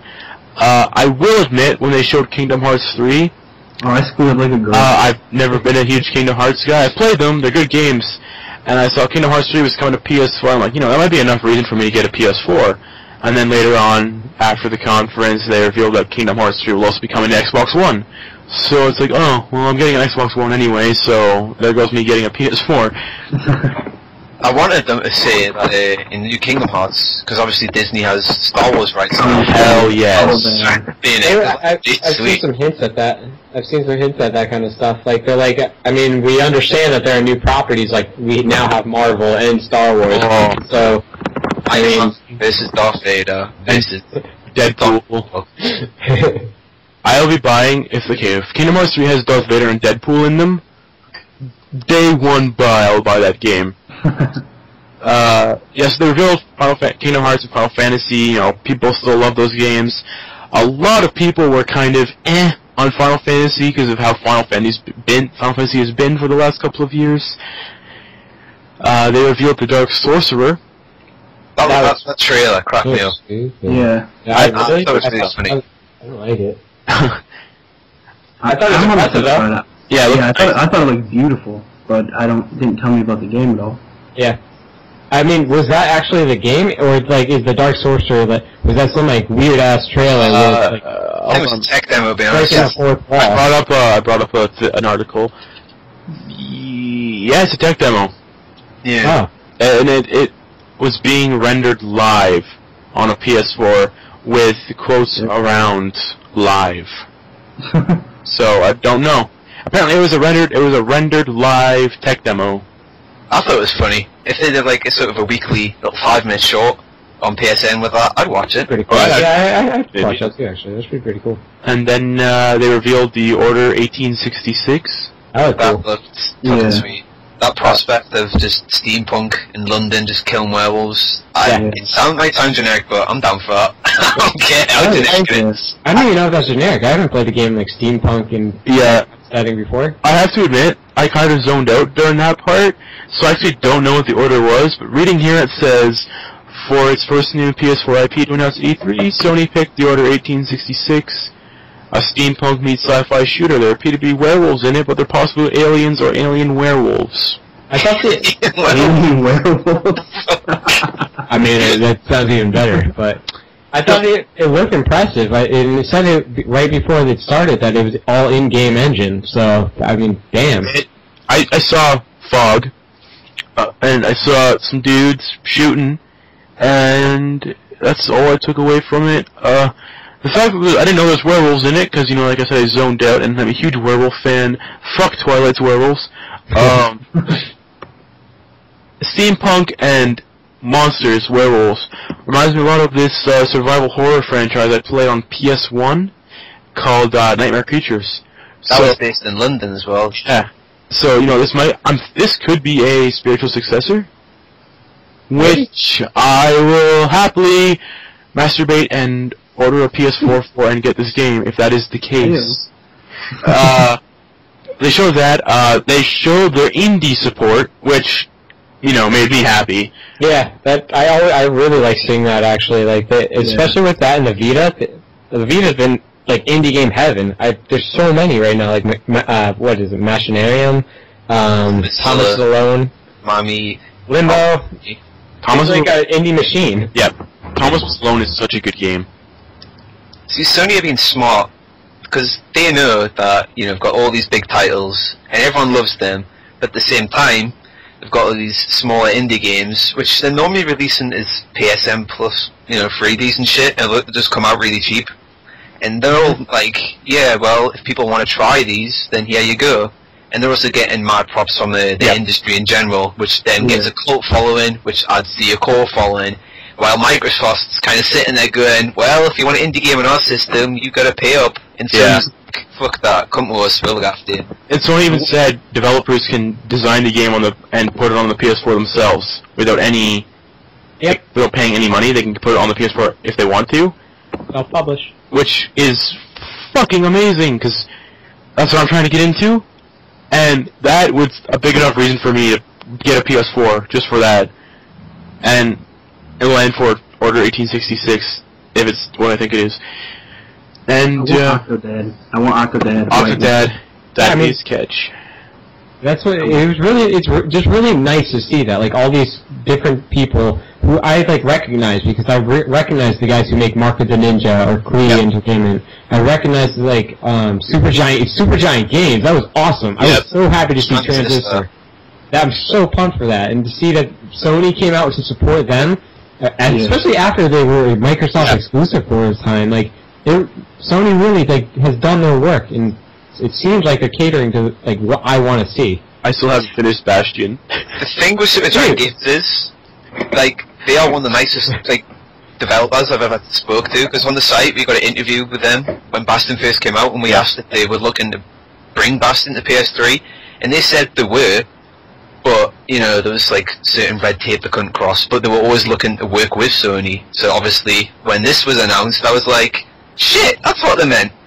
And I kind of got a little buzz myself, I got a bit of a buzz, and a little bit, I took my own trumpet, because it was we kind of got an exclusive on this, but it's really good to see them going over there, because they are seriously just really, really nice people. Yeah, I met them have mad respect for them. And then I see they have Don't Starve as one of the indie games, which I have on Steam, so... Good? I haven't played it, just haven't played it. I've heard it's pretty good. I really like it. It's made by the people who did Shank. It's Clee Entertainment. And funny enough, someone on my Steam just signed in playing Don't Starve. It's a good game. It has a Tim Burton-esque feel to it. And I hate comparing survival games to Minecraft nowadays, but it has a Minecraft vibe to it, where you gather resources and you survive. And the funny part about Don't Starve is you have to light fires at night, because if you don't have a light source at night, you get killed instantly, because it gets really dark, you can't see, and you get attacked by monsters. You have to actually have a light source at night, either whether it's a torch or you build a campfire. And that's what I really like about Don't Starve, because during the day you're fine, and you should be gathering supplies to survive the night. And it's really fun. It's a good game. So it's cool to see that coming over to PS4 so more people can experience it. Yeah. And then they reveal, The Witness by Jonathan Blow. Yeah, I mean, just with all these developers and stuff, I was watching the Bombcast, their after hours for the E3. John Blow was on there, and he was saying just how how nice it is to work with Sony, because really they just gave him money and kind of left him alone, and he's like not really pressed on time or anything like that. He's working with his team.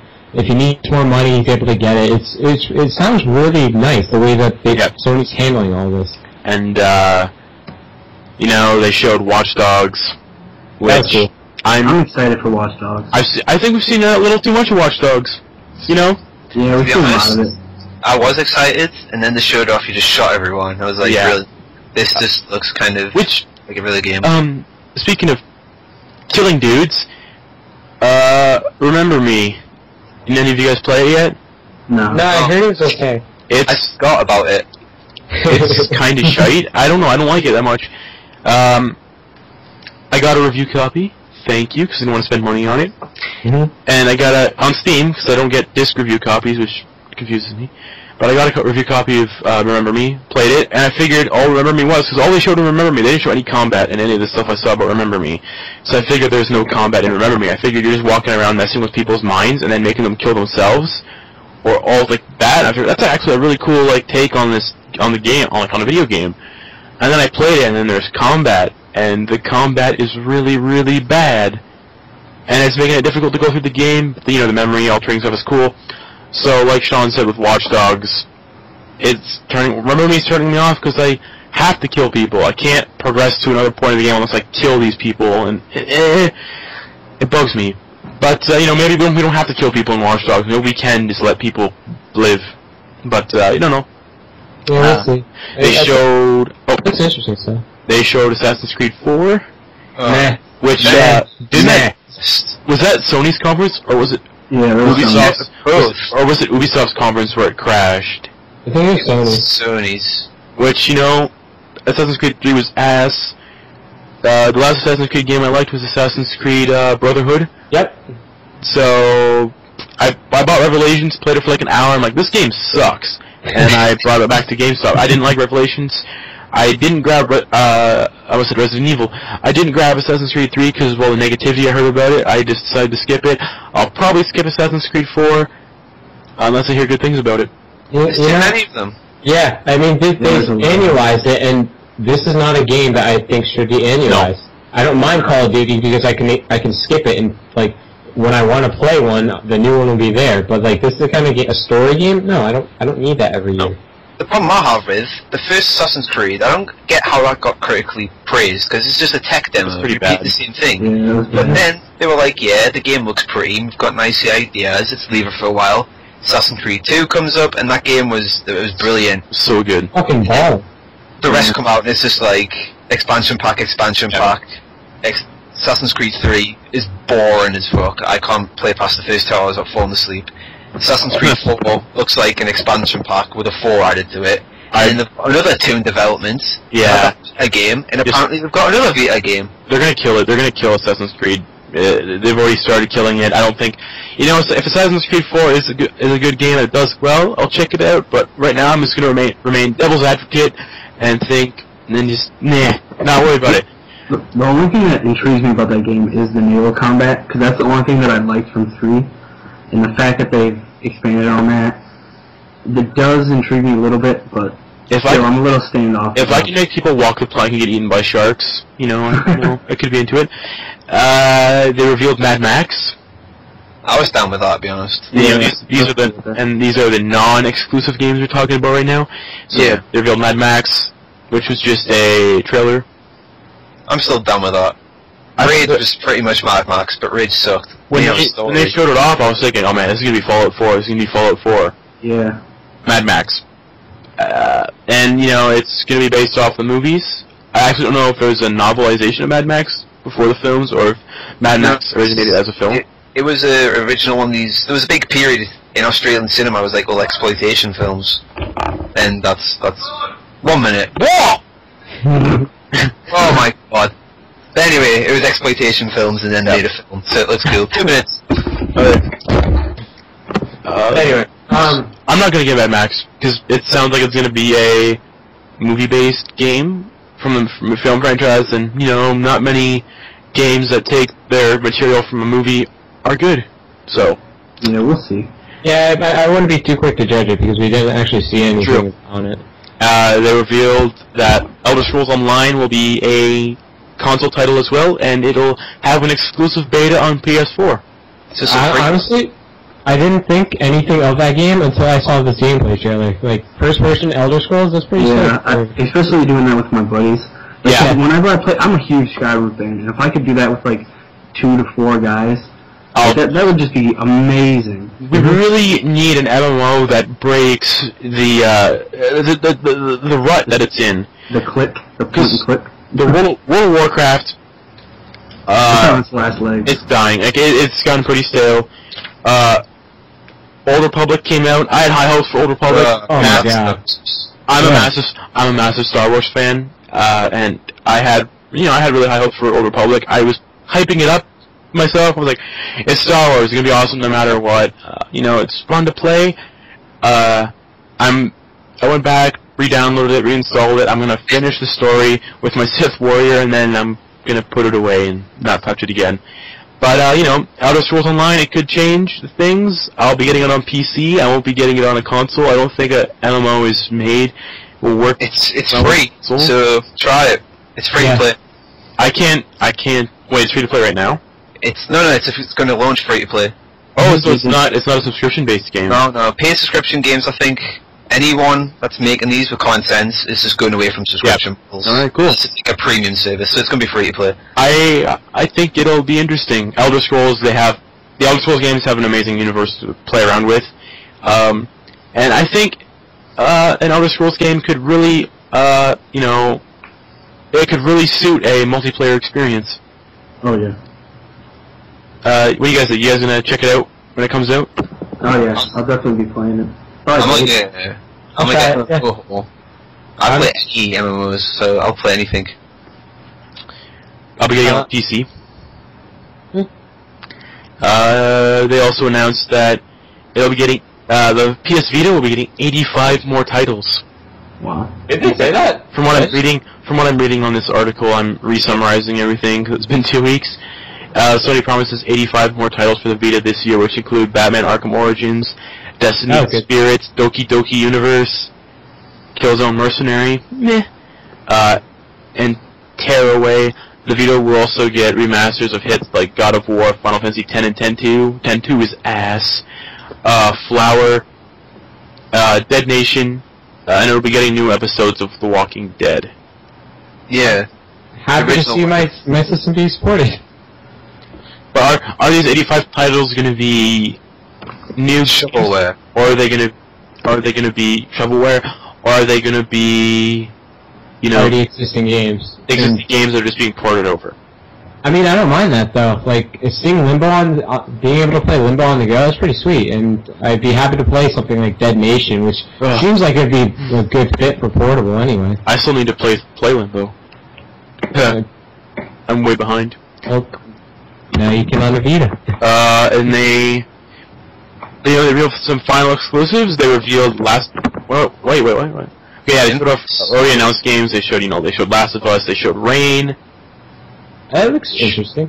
It's one of their exclusive indies that, like Unfinished One and such. That looks pretty interesting. They revealed Beyond Two Souls. That looks shit this year. That happened. Game? Was that the Ellen Page game? Yeah. What I think it is. No fucking clue what it is. The first trailer kind of showed it'd be this big dramatic thing, and then I think the second one, they've kind of showed the story where she's like trained to be a soldier, and then I think the first trailer they showed is oddly the aftermath of of being in the war and whatnot. So with them showing the trailer where she's trained to be a soldier, everyone's now confused the fuck because the first trailer was all dramatic, and everyone's like, what game are we getting here? Yep. The thing I was annoyed about was Mr. David Cage spent months criticizing games about modern military shooters, games where you just kill everyone, and then the second trailer for Two Souls is Ellen Page killing everyone in a modern military setting, and I was like, okay. Yeah, I don't know what it is. That's the problem I have with it. I don't know what you guys think. I don't know if you guys know, like, what it is. I don't know what... Heavy Rain 2 with Ellen Page being a sidekick. It's like Heavy Rain. But, so, I don't care about it then. X-Men though. Mine's a bit like an X-Men story, like a dark, gritty X-Men story. Like a mutant who's being used in some sort of way and escaped and the government's tracking it down. That could be interesting, at least. So in that context, I guess I'd play it. I won't spend 40 or 50 quid when it comes out. I'll probably wait. They revealed Gran Turismo 6. Yeah. Which is... That's for PS3. Oh, is it? Yeah. Oh, yeah. Drive Club on... I missed that it says PlayStation 3. 56, right? So wait, Beyond Two Souls is going to be PS3? It's PS3. Yeah, that's PS3 also. Okay, so I messed up, okay. That's okay. And they also apparently revealed the new Batman game. I don't know about that. I'm on the fence about it. Timothy spoiled the broth. I always worry about it, but I don't know. I mean, I loved Arkham City, and I loved Arkham Asylum, so if Rocksteady gives them their blessing, then I think I'll give it a shot. I think I definitely lean more towards Arkham Asylum. Arkham City, for me, I don't know what I didn't like about it. There's too much. There's something about it that I couldn't get into. Arkham Asylum, when I played it in like 2 days, because that game was so good. Mark Hamill is the Joker. Like, gonna confess a little bit here. I'm not a huge Batman fan. I haven't really been into Batman. I've watched the Christopher Nolan movies. I watched the movies that Tim Burton did, etc., etc. And then, someone told me Mark Hamill was going to be the Joker, and I didn't know he was actually the Joker in the animated Batman series because I never watched it. And when I first heard him as Joker, I was blown away, and I think he did an amazing job as Joker. And it kind of bums me out that he's not going to be in the new Arkham game. They sound the same. It did bother me until I realized, or I found out that the guy who is replacing him is like it's pretty much like the next Nolan North. He plays Joel in The Last of Us. He played Booker in what's it called? Infinite. Yeah, Infinite. What's it? Troy Baker. That's it.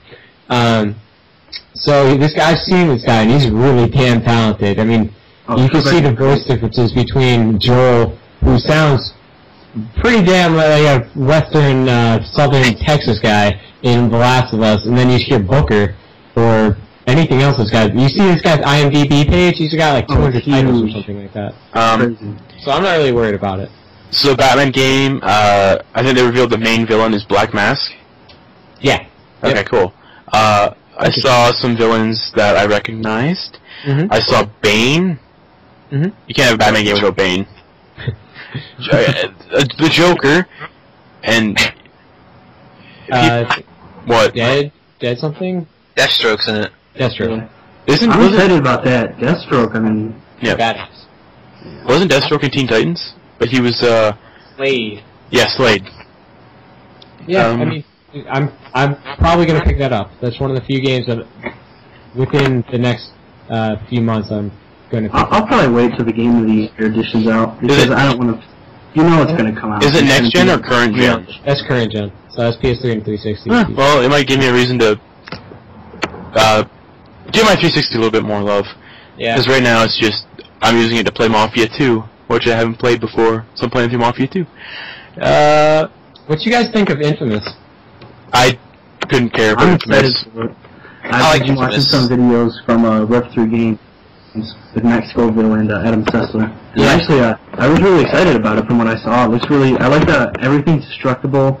I know a lot of people are bitchy about the character, but I mean, at least me, my age is around that age barrier, so I mean, I guess I should be able to relate to him, maybe. What a lot of people are saying is how he's got like an attitude, and I like that. Like, Yeah, why wouldn't I don't you want want your it to character be to have, character. like, boring, a guy who doesn't even want his powers? This guy seems to, like, be liking them and want them Right. fun. That's awesome. He's like, I like personality in my characters. Yeah. I played Infamous 1. Mm-hmm. Didn't play Infamous 2 because Infamous 1 really bothered me. I like the concept of Infamous. It's a really, really, really cool concept. But I think it was a lot to do with the controls when I played it.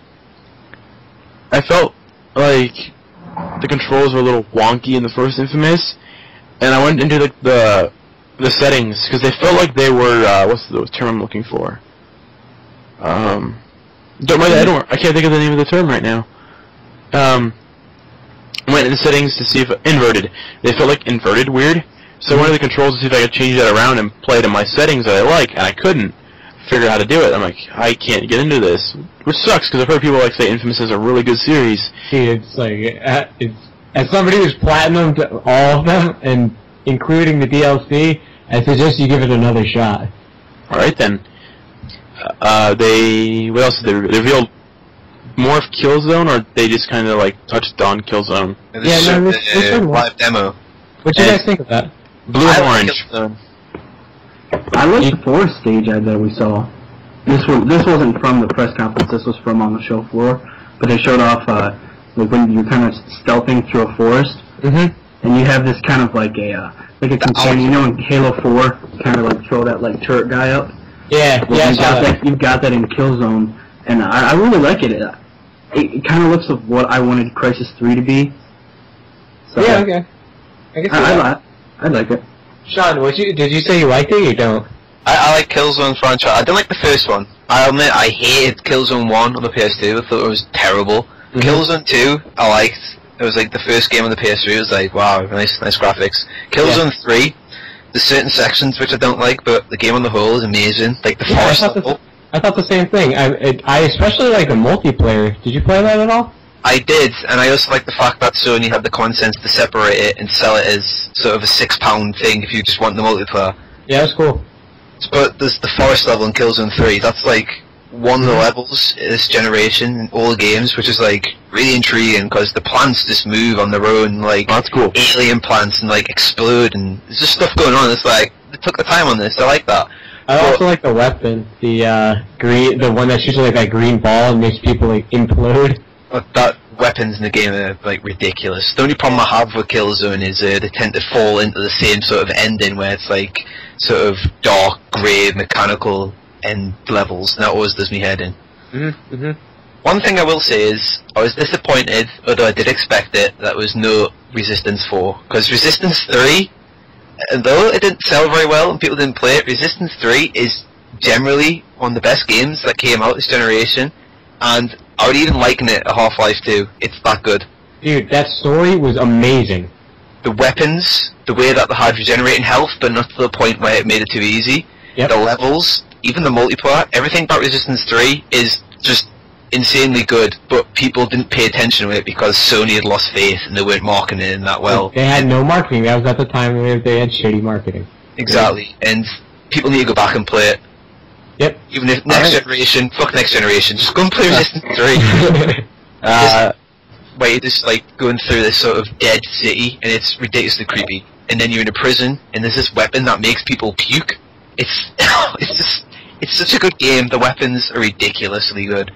And Sony revealed the last game of the conference. I think this was the last game they revealed. They revealed Destiny, some more of Destiny, which is it's a cross-platform. It's not a cross-platform. It's a multi-platform. It's Bungie, exactly.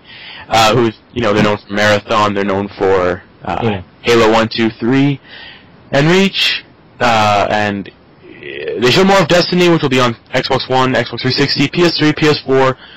I don't know if it's going to be on PC. I don't think it's going to be on PC. No, not PC.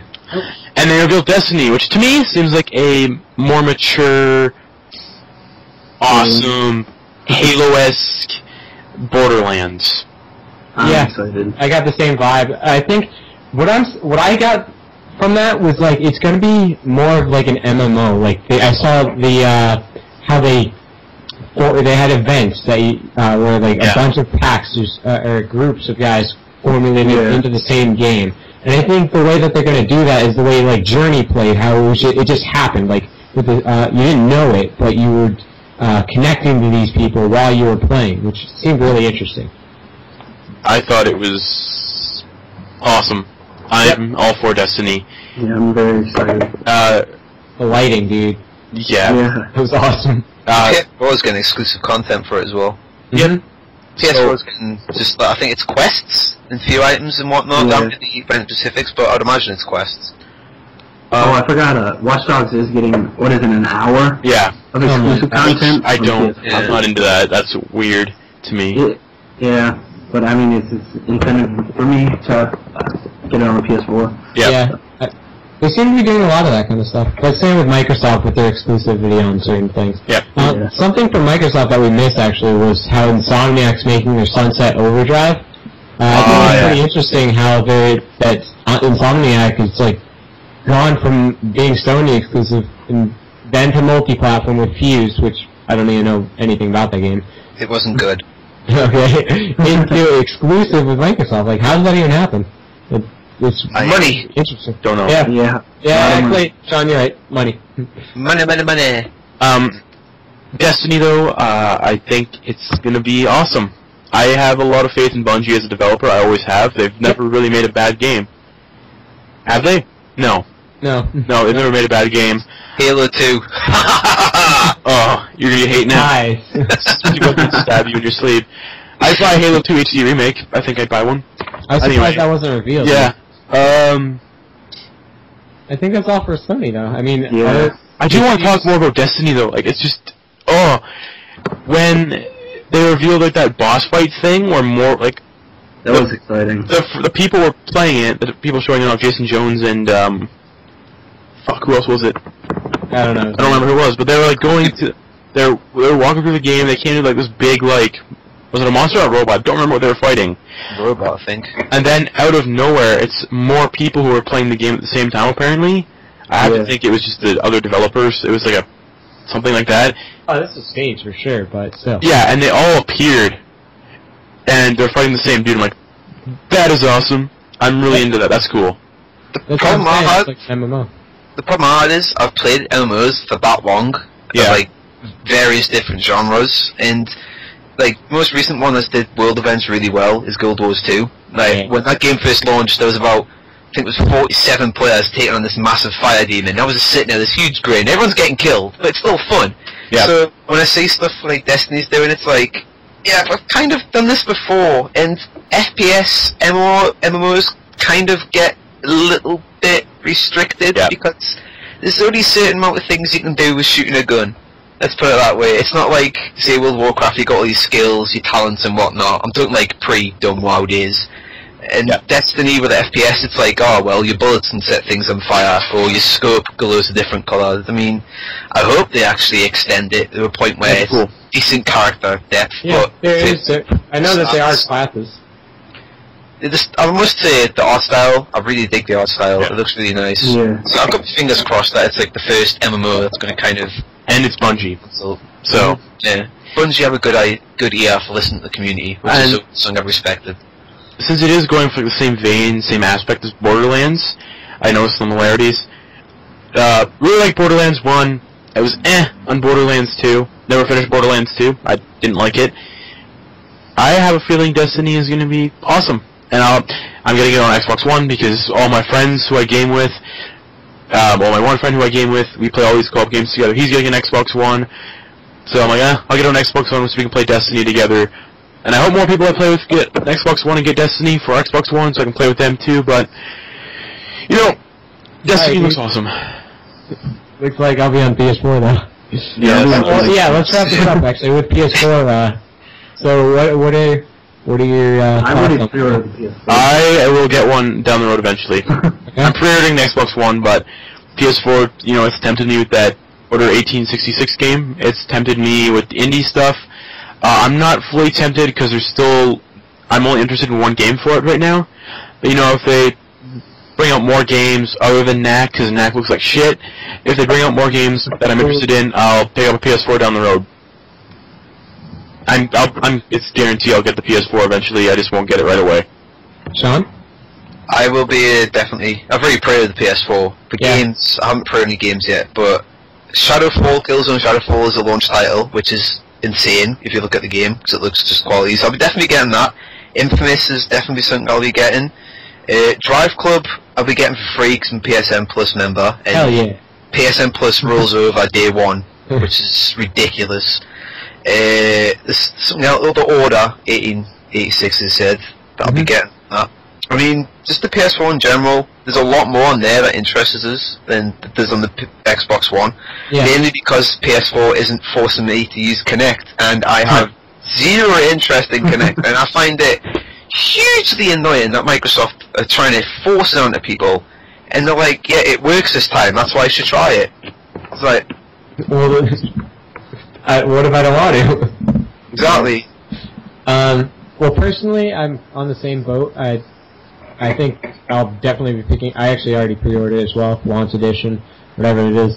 I'll be getting Killzone, and despite what you say, man, I really think that Knack looks pretty interesting. It looks like a Pixar film, but...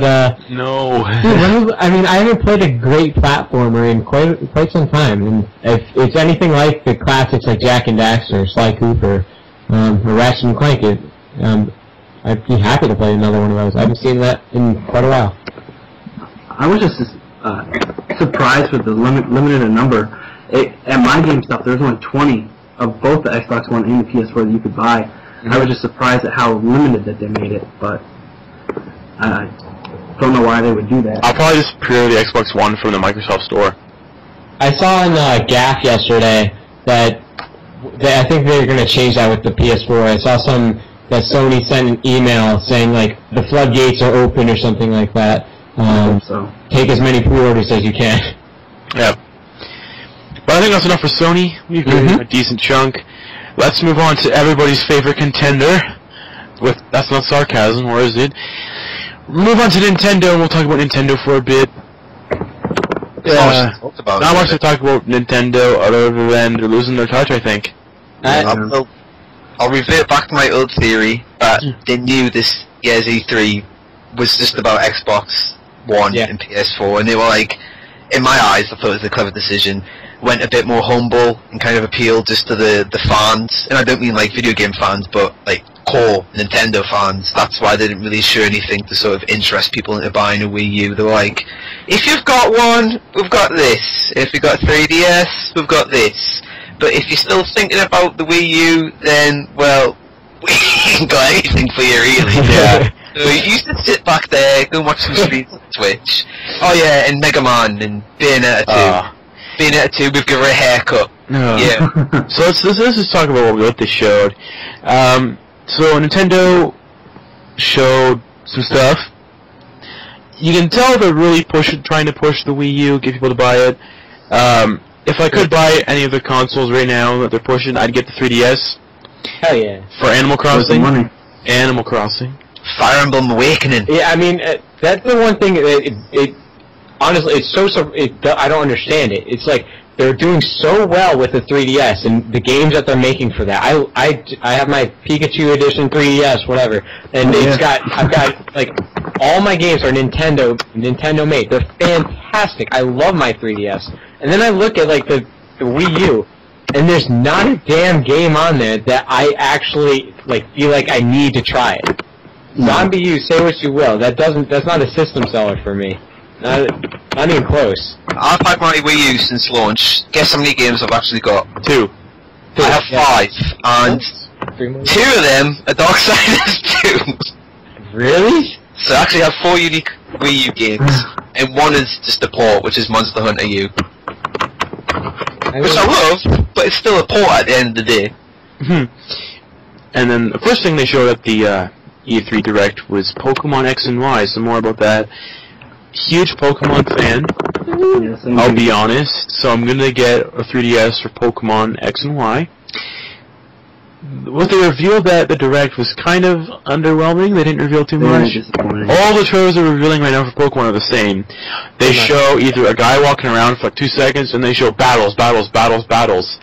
I don't want to see battles. I know what the Pokemon battles are. It's been the same since 1996. I kind of want to see what this game is about because there's a lot of stuff we aren't too sure on. Rumors of character customization. They'll be able to like change your hair color, change your clothing color. I want to see more about that. I want to know if that's true because that's awesome. That's something Pokemon needs. I like the new aspect they're taking on it with the new perspective. It's not top-down anymore. I like how they're going to a third-person kind of perspective now. I'm into that. Visually, I'm into the whole 3D thing now. I'm all into that. Pokemon's needed that for I don't know how long. Yeah. I'm not counting the console Pokemon games because those are kind of bad. I don't know. I think Pokemon X and Y is going to be good. I just think Nintendo needs to tell a little more about it. Pokemon sell the self though. They really don't. It's like they're gonna put it out and that shit will sell like hotcakes. Yeah. I mean, it might be a little lackluster in what they're showing, but we saw Black and White, and those have the best stories in a Pokemon game that I've ever. Those are the only Pokemon games I've skipped. I've actually never played one. I didn't even play Black and White 2. I'd recommend it. It's like the only story that's different than the rest of them. But I'm going to be getting X and Y, of course. Plus, I like Pokemon games; they're fun. And now that there's online, since Pearl, Diamond, and Platinum, we've been able to play the games online with people around the world, which is awesome. I'm all into that. And for me, who I like collecting Pokemon, and I want all the Pokemon, it's like, you know what? I can do this. They revealed the new Pokemon-Ami feature, which looks weird and creepy. Like you can touch your. Oh no! You can touch I'm a little creeped out by it. You can touch your Pokemon. I won't be doing that in public. Oh no! And then there's put my 3DS in public. And then there's another thing that they showed for the Pokemon-Ami is where you make faces at the 3DS's camera, and the Pokemon will get happy. Yeah. You're gonna look like an idiot if you okay. Most people they'll take their 3DS on a plane or on like a bus or something if they're going on like a long trip or something. And if you're in front of other people, do you really want to be doing that? Like, open your eyes really wide. People are gonna think, not even a little bit. This guy's on like crack or something. He's like, no, I'm just playing Pokemon. But no, I've always been sold on Pokemon, even though some of the games have been kind of shit. Ruby and Sapphire were like my least favorite Pokemon games. Really? Yeah. Oh, I love that. And Pearl was definitely the one I played the most. I put like 300 hours into Pokemon Pearl. It's the opposite. And I collected so many Pokemon, it was ridiculous. Pokemon's Pokemon now. I mean, they could keep it pretty close to the same, and I'd still buy it. Which they probably are, other than like the 3D and stuff. And I'm all about the new direction they're taking too with the 3D world, so it's not top view anymore. I'm into that. I'm all into that. And the battles look like awesome. They look sweet. No more sprites. I'm okay with that. Thank God. What? Yeah, what do you think of the new Zelda? Do you see that? Wind Waker HD. No, the remake / thing of Link's Awakening? Was it Link's Awakening? No. No, it's a sequel to Link to the Past. I don't know. I thought it was really interesting. Yeah, I like what they did with the hand drawn, how you can stick to the walls and kind of move around. Yeah, that was really cool. I like it. But I've been really iffy about Zelda lately. Yeah, this is scary. I played Twilight Princess last year, and I was really on the fence about it. I put up a review on NoobTube. I think you read it, Nick. I don't remember. You might have agreed with me on some things. I thought the wolf stuff of Twilight Princess was really bad, and I didn't like the wolf stuff. It's okay. I thought it was a little... I don't know. There's something about Twilight Princess I didn't like. It was still a good Zelda game, it just wasn't that good. And then I avoided Skyward Sword completely. Because, I just couldn't get into it. Wii game, I'm not into the whole, like, waggle. Because I played Twilight Princess on GameCube, so... Zelda... I'd love to see a remake of that, just without the controls. Yeah. So I've been into Zelda for a while. So, but, handheld Zelda games are good, even though they're all usually ports or remakes. Four Swords Adventures was awesome. Link to the Past, or was it Link's Awakening, that came bundled with that, was good. Then they had, Phantom Hourglass and Phantom Hourglass is good. And then they had the train one. Spirit Tracks. Spirit Tracks. I like Spirit Tracks. I think it was really good. It's generally one of them games where, like, if I don't want to play something too taxing, I'll sit down and just enjoy it, because the music in that is really good. Hell yeah, the overworld theme is so cool. I mean, the Legend of Zelda games, they always do decent repackaging. I mean, when the GameCube came out, the second year it came out during the Christmas period, they brought out the Collector's Edition, which was 4 games. Legend of Zelda, Link the Adventure of Link, Ocarina of Time, Majora's Mask, and a demo of the Wind Waker. And I was lucky enough to get a GameCube that year, and I've still got it, and it's still like one of the best bundles you can buy. Just the games are insane on it. When I got my GameCube, I got Wind Waker. So Wind Waker was one of my first GameCube titles I ever owned, and I really, really liked that game. Fantastic. It's probably in my top 3 Zelda games. With that, what do you think of the HD remake? It looks like Wind Waker. It doesn't look any different to me whatsoever. I saw some differences, like a little bit, but in the end, it's like, did Wind Waker really need an HD remake? I'll buy it, I'm not gonna lie. I mean, if I had a Wii U, hell yeah, but I'm not gonna buy a Wii U for it. I mean, because my GameCube doesn't work anymore, so I can't play Wind Waker, because I'd love to play through Wind Waker again, and I can't. So if I had a Wii U, yeah, I would of course get it, but, you know, I don't have any... I'm not compelled enough to buy a Wii U just to play through Wind Waker again. Yeah.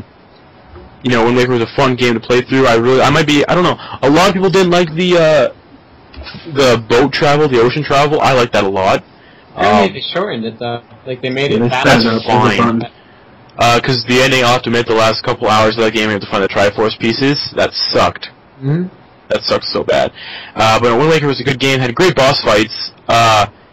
And I liked that they took a new visual approach to it. Like the more cartoony, cel-shaded approach, and it was a good game. Very good. Yep. And the ending made me cry. It was pretty badass, too. Yep. I think that was like the most violent Zelda ending I have ever seen. You obviously didn't play Skyward Sword, then. No, I didn't play Skyward Sword. I know, but... I avoided it. That was a hell of an ending. And then, what else did Nintendo reveal? They revealed Mario Kart 8. That looks pretty interesting. It's the best looking Mario Kart ever, so good on them. But, I mean, it's just more Mario Kart. Not gonna, you know... Not enough for me. More Mario. Not enough to buy a Wii U. Nope. No. They reviewed... Same with the Mario World game. That doesn't interest me whatsoever. I'd buy that. I'm not gonna lie. I know, like, Sean, if I was in your position and I already had a Wii U, I'd buy all these. Oh, yeah. I'm doing like, I need something to play it. I only got 4 games. I don't have... Yeah, but I think another thing with it, though, is... That one's really... It looks like it's really focusing on multiplayer. Because you have Toad, which is Blue Toad. You have Mario, Luigi, and Princess Peach. Now, is the multiplayer of that online, or is it just on one console? I don't know. I'm guessing it's going to be online. Because it's online. Works quite well on Wii U. Clutter, I hate cooperative games like that when it's only on one console because you can't stray apart from each other. Yeah. It's like one person walking too far and the camera. It's just horrible. So if they do an online approach for it, that's awesome because I figure it'll work really well. And I don't know, it looks fun. It looks really fun. I just can't, you know, I can't justify buying a Wii U for one game. You know, now that I think about it, like, there are a bunch of games that I say that about. It's like, I wouldn't buy a Wii U just for this one game, but I say that for, like, many games. I'm noticing that, too. I said that about Wind Waker, and I said that about Zombie. And now I'm saying that about, Super Mario Worlds. And see, one of the underrated features of the Wii U is the Miiverse thing. It's really good. Yeah, that's cool. I like that. I sat there once, just like an hour and a half, looking through people's posts and pictures. It's insane. It's like Twitter, right? Something like that? It's kind of like Twitter, but you can be more creative. You know what I mean? There's a lot of discussion. Like the Zombie U board, when the first week when the game came out, was just. It was like, oh, I went here and this is my story and this is what I found. And then if you connect with that person, you could find their dead survivor as a zombie. Cool. You kill them, nick all their gear, you'd be like, oh well, I killed you, blah blah blah, and you can write messages on the wall in game, and that transcends into Miiverse. It's Stop making you want to spend money. Yeah, this sucks. Don't mention I work for Nintendo. You should, dude. Forgot to mention the Miiverse integration they're having with Wind Waker HD. Oh, the bottle. Is that a kind of like a bad idea? I don't know if you can use profanity in the Miiverse stuff. You can't. You get. I remember the first week I put what was it? It was something like I love my damn video games. Just to film my profile, and it got taken down because apparently fans are funny. So I was like, oh shit. I was imagining like, okay, people are gonna. Okay, I don't think the Miiverse stuff for Wind Waker HD is gonna be that interesting. It's like, oh, you can take pictures and send them to people in game. It's like, oh, you can write messages to other players. I figured most people just use the writing bottles to be a dick to people. Like, hey, you're a cunt, and then send that to somebody, and then they get that bottle. Like, oh, well, that sucks. See, that's what I thought at first, but then Zombie U completely changed my view on that. A lot of the community on the Wii U, about I'd say 98%. Obviously, there's a few dickheads, but 90% the community is really good. So if this Wind Waker thing works in the same way as the Zombie U thing does, then it's just going to be amazing because people will generally like write down a whole story of what their game experience is. And it'll be cool because, you know, it'll help people with, you know, some special hidden little gems that are in these games. So that's cool. And then, what about Cat Mario? They showed a little bit of Cat Mario in the new Mario game. What do you guys think about the new suit, the new power-up? They're gonna get Reddit all over them just because of cats. Oh yeah. Should be called Meme Suit. Yeah. I don't know what to think about the cat suit. Girls love it. Yeah.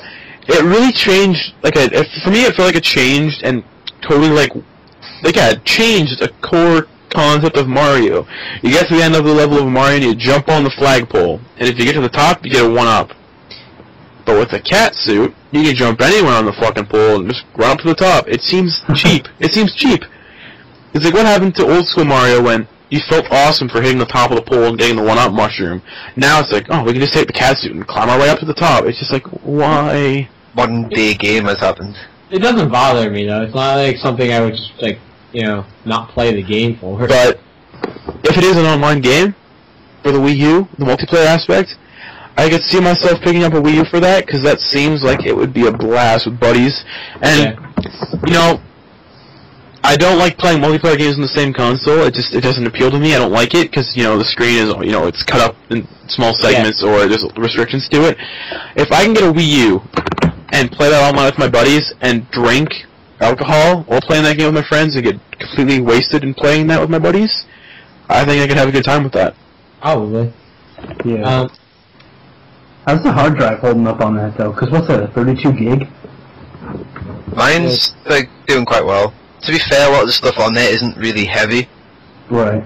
so it's all right. And you That's the did. thing that scares me is having to go out and pay another $1,500 for an external hard drive. Yeah. You can worry about that later though. just you know, you've been playing like 2 games on it anyway. And then they revealed Smash Brothers, Oh yeah. which is going to be on 3DS and Wii U. Yeah, my friends and I are big Smash Bros. Players. Yes, so am I. So we'll probably be picking it up on 3DS if we don't have a Wii U. Yeah, that's what I'm thinking. And I'm a huge Kirby guy. I play Kirby every time I play Smash Brothers, so I'm glad to see Kirby is still in there. I don't know about the new characters they showed. The villager from Animal Crossing has me confused. I like that. I like that a lot, actually. I like them though. I love the memes that came out from it. Yeah, Oh, yeah. it's so funny. I like that. I really like Mega Man. He's like a perfect fit, and good on them for getting him in there. Wii Fit character is like whatever. Yeah, I don't know about the Wii Fit trainer. It's the new Wario. Nobody's gonna play him, so whatever. Last Smash Bros. Game I played was Melee. Oh really? I didn't have a Wii, and I didn't know anybody who had a Wii because nobody I knew liked the Wii. I didn't like the Wii, so I'm like, yeah, Melee was awesome. I'm gonna be okay with Melee. Mr. Game & Watch.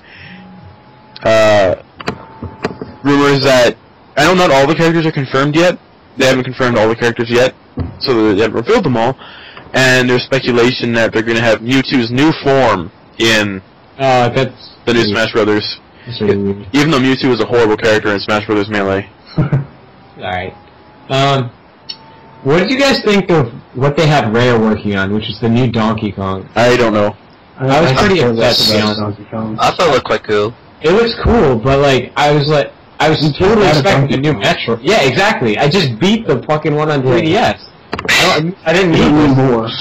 I was waiting for the new Metroid Prime to come out, and I was like, alright, that's all I needed, I'll buy a Wii U. You're welcome. What if they announced wait, so Rare is doing this game, right? Not Rare, I'm sorry, Retro. I was gonna say, man, if Rare could have put their efforts into something cooler. I don't know. I've only played one Donkey Kong game in all of my existence. No, that's two. Donkey Konga. I played Donkey Kong on the Atari. I played Donkey Kong on the Atari, and then I played Donkey Kong 64 on Nintendo 64. Oh, you never played a 2D Donkey Kong? I played the first Donkey Kong Country on Super Nintendo for like 5 minutes. I didn't play it a lot. Really good. Usually when I did play a Super Nintendo, I played Super Mario World, Super Mario Land, whatever it was. Yeah, new Donkey Kong. I saw more barrels. You're fighting Vikings apparently this time. Like the enemies are Vikings. I couldn't tell you. I didn't really pay attention once I saw it. Was like there was like a penguin Viking, a rabbit Viking, an owl Viking, from what I saw. And I didn't see any of the enemies that we're used to fighting, like the alligators or the crocodiles or whatever. So I don't know. We'll see. I tell you what, I haven't heard one good thing about the new Yoshi's Island yet from anyone who's played it.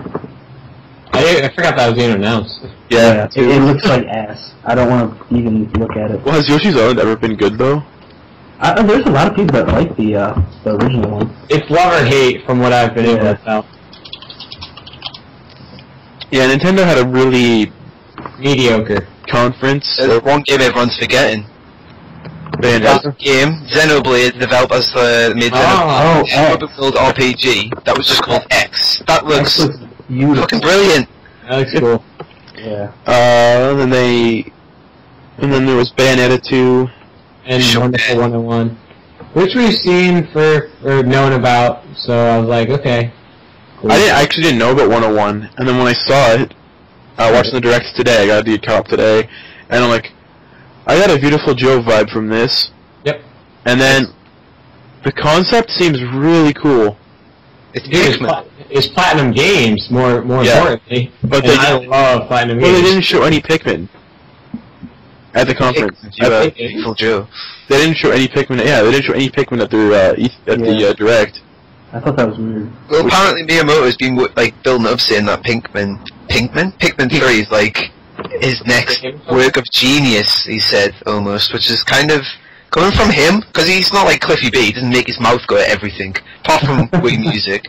So I'm kind of interested to see if it is generally good, or maybe he is kind of going down this new found favoured path of developers, just going saying, yeah, this shit's brilliant. And it comes out as kind of or if it never comes out. Yeah. I think it's supposed to be coming out in August or something like that, isn't it? Yeah. I played Pikmin 1 and 2. Thought they were awesome. So, we'll see what Pikmin 3 has in store, and then, Nintendo revealed their same shit with Wii Fit or whatever the fuck they showed. They showed Wii Party U, and then they're like, oh, but we don't know when it's coming out. It's like, okay. Nobody really cares. And then they're like, oh, and here's another game, which was Wii Fit U, but we don't know when it's coming out. It's like, okay, nobody really cares, so it's okay. We didn't get, maybe 1 or 2 release dates at all? Yeah. They're like, 2014, bitches, be ready. Yeah, most of them all said it, but these are all coming in 2014, so it's like, so you're telling me I have no real reason to buy a Wii U until 2014. They delayed everything, didn't they? They were like, we delayed this game, so... We need more time to finish this game. Oh my god, it's so racist. I mean... That's what it looks like! Really, it's weird to think how unsupportive all third parties are of the... I think it's because it hasn't sold. It hasn't. It hasn't sold anything. Nintendo's been weird. They went really, really casual. I don't even like the term casual and hardcore gamer. I don't know what Nintendo did. I think they just add touch with the gaming community. That's what I think too, because Nintendo 64 was a fucking amazing console. GoldenEye. Bam. Yep. Perfect Dark. Awesome. GameCube came out. I thought GameCube was an amazing console as well. GameCube. What I've identified a problem is Japan as a country is very traditional, and Nintendo kind of reflect that in the games they make. Yeah. If you look at the majority market now, it's like all about the bling and sort of the excess and the violence. And look at Nintendo, and they're kind of very traditional in their game experiences. It's more about the video game and the gameplay and the experience rather than look at this. That best sort of games about. And it seems like they've also shied away from third-party developers as well, even though they are having some third-party games, from what we saw at the Direct. But from what I remember owning a Nintendo 64, I've owned all of Nintendo's consoles so far, except the Super Nintendo, and a Wii and a Wii U yet. But I remember when I had my N64, when I had my my GameCube, there was a lot of third-party games for it. Like, I remember I bought, like, what was it? Tales of Symphonia I had on GameCube. I love that game. Mm-hmm. And then there was other stuff like StarCraft 64 was horrible. So much money now. Is it? It's like 120 quid. Fucking right, I still have my copy.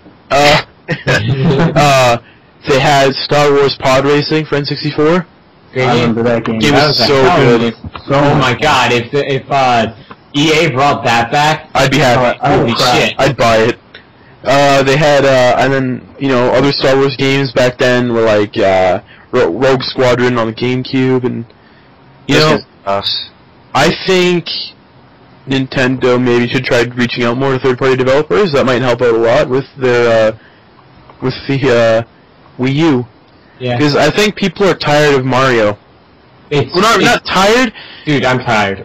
They're just, they want to see something new. Because I was sitting in a side scroll, I'm gonna throw up. When I was sitting here watching the Direct today, I'm like, no new IPs? Yeah, exactly. When was the last new IP? They have Pushmo, which is a 3DS downloadable title, but that's it. So, I want a Bowser game. Give me a Bowser lead character game. Oh, that'd be cool. I want that. Yeah. But Nintendo overall, I think their Direct was kinda shit. It didn't do much, and it felt awkward to watch. I think it's because the way they had it presented, like, you know, the other conferences, you know, there's fan reaction. Yeah, it was like, woo! People like cheering, especially when Sony said, oh, you can play used games and you don't have to be online every 24 hours. People were like cheering and shit. But now that doesn't matter now because Microsoft has that now. But I think it was weird because Nintendo's conference was, what's his name? I can't remember his name either. Iwata. He's standing at like this wall. It's like a white wall, and he's standing with his arms at his sides, and he's like still. And he's talking really monotone, or just like really boring and bland. And it's like, this is so boring to watch. Like, I think it goes back to what Sean was saying, though, with the whole traditional and cut and dry type of thing. Ugh.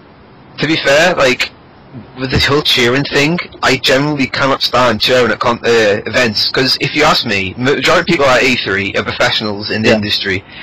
You can't turn up to a professional media event and cheer like it's a sports event, because it's just not what you would expect and you're expecting. There's hardly any press or professional people at E3 now anymore. Anybody? Yeah, I heard that a lot of people who are in the conferences are like just fanboys who got line. And like, Angry Joe gets there every year, and I don't know how. Fucking hate him. He's the most unprofessional dick I've ever seen on the internet now. I think, Richie, you've seen his tweet about it a few times, but the guy just has such a harsh attitude during interviews. It's disgraceful. It's disgusting. Did you guys see his interview with Major Nelson? Major Nelson snatched the microphone straight from Joe's hand because he was talking about the whole DRM thing.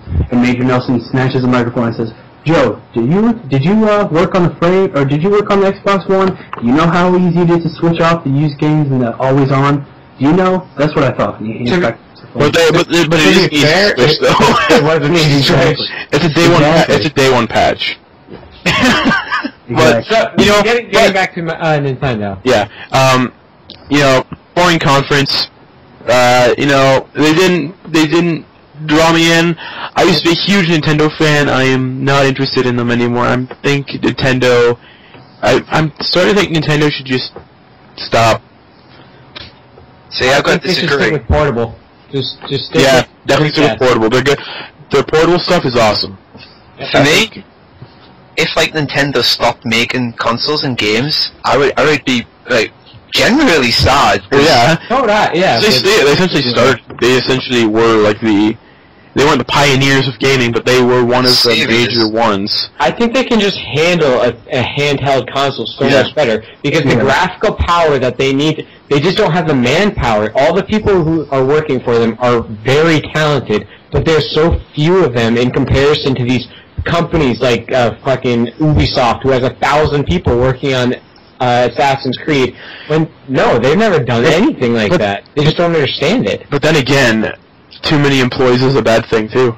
Oh, I'm not exactly. Yeah. That's what I'm saying. You look at they just can't handle it. You look at Minecraft. I hate bringing Minecraft into discussions because everybody uses Minecraft for like indie game discussions. But that was started off by one dude, and it's sold like fucking millions and millions and millions of copies.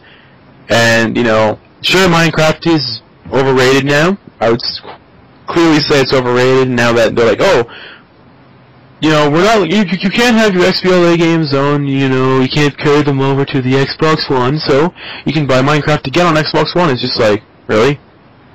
Well, they did get a lot of money from Minecraft on 360, so it makes sense to bring it to Xbox One. But I don't know.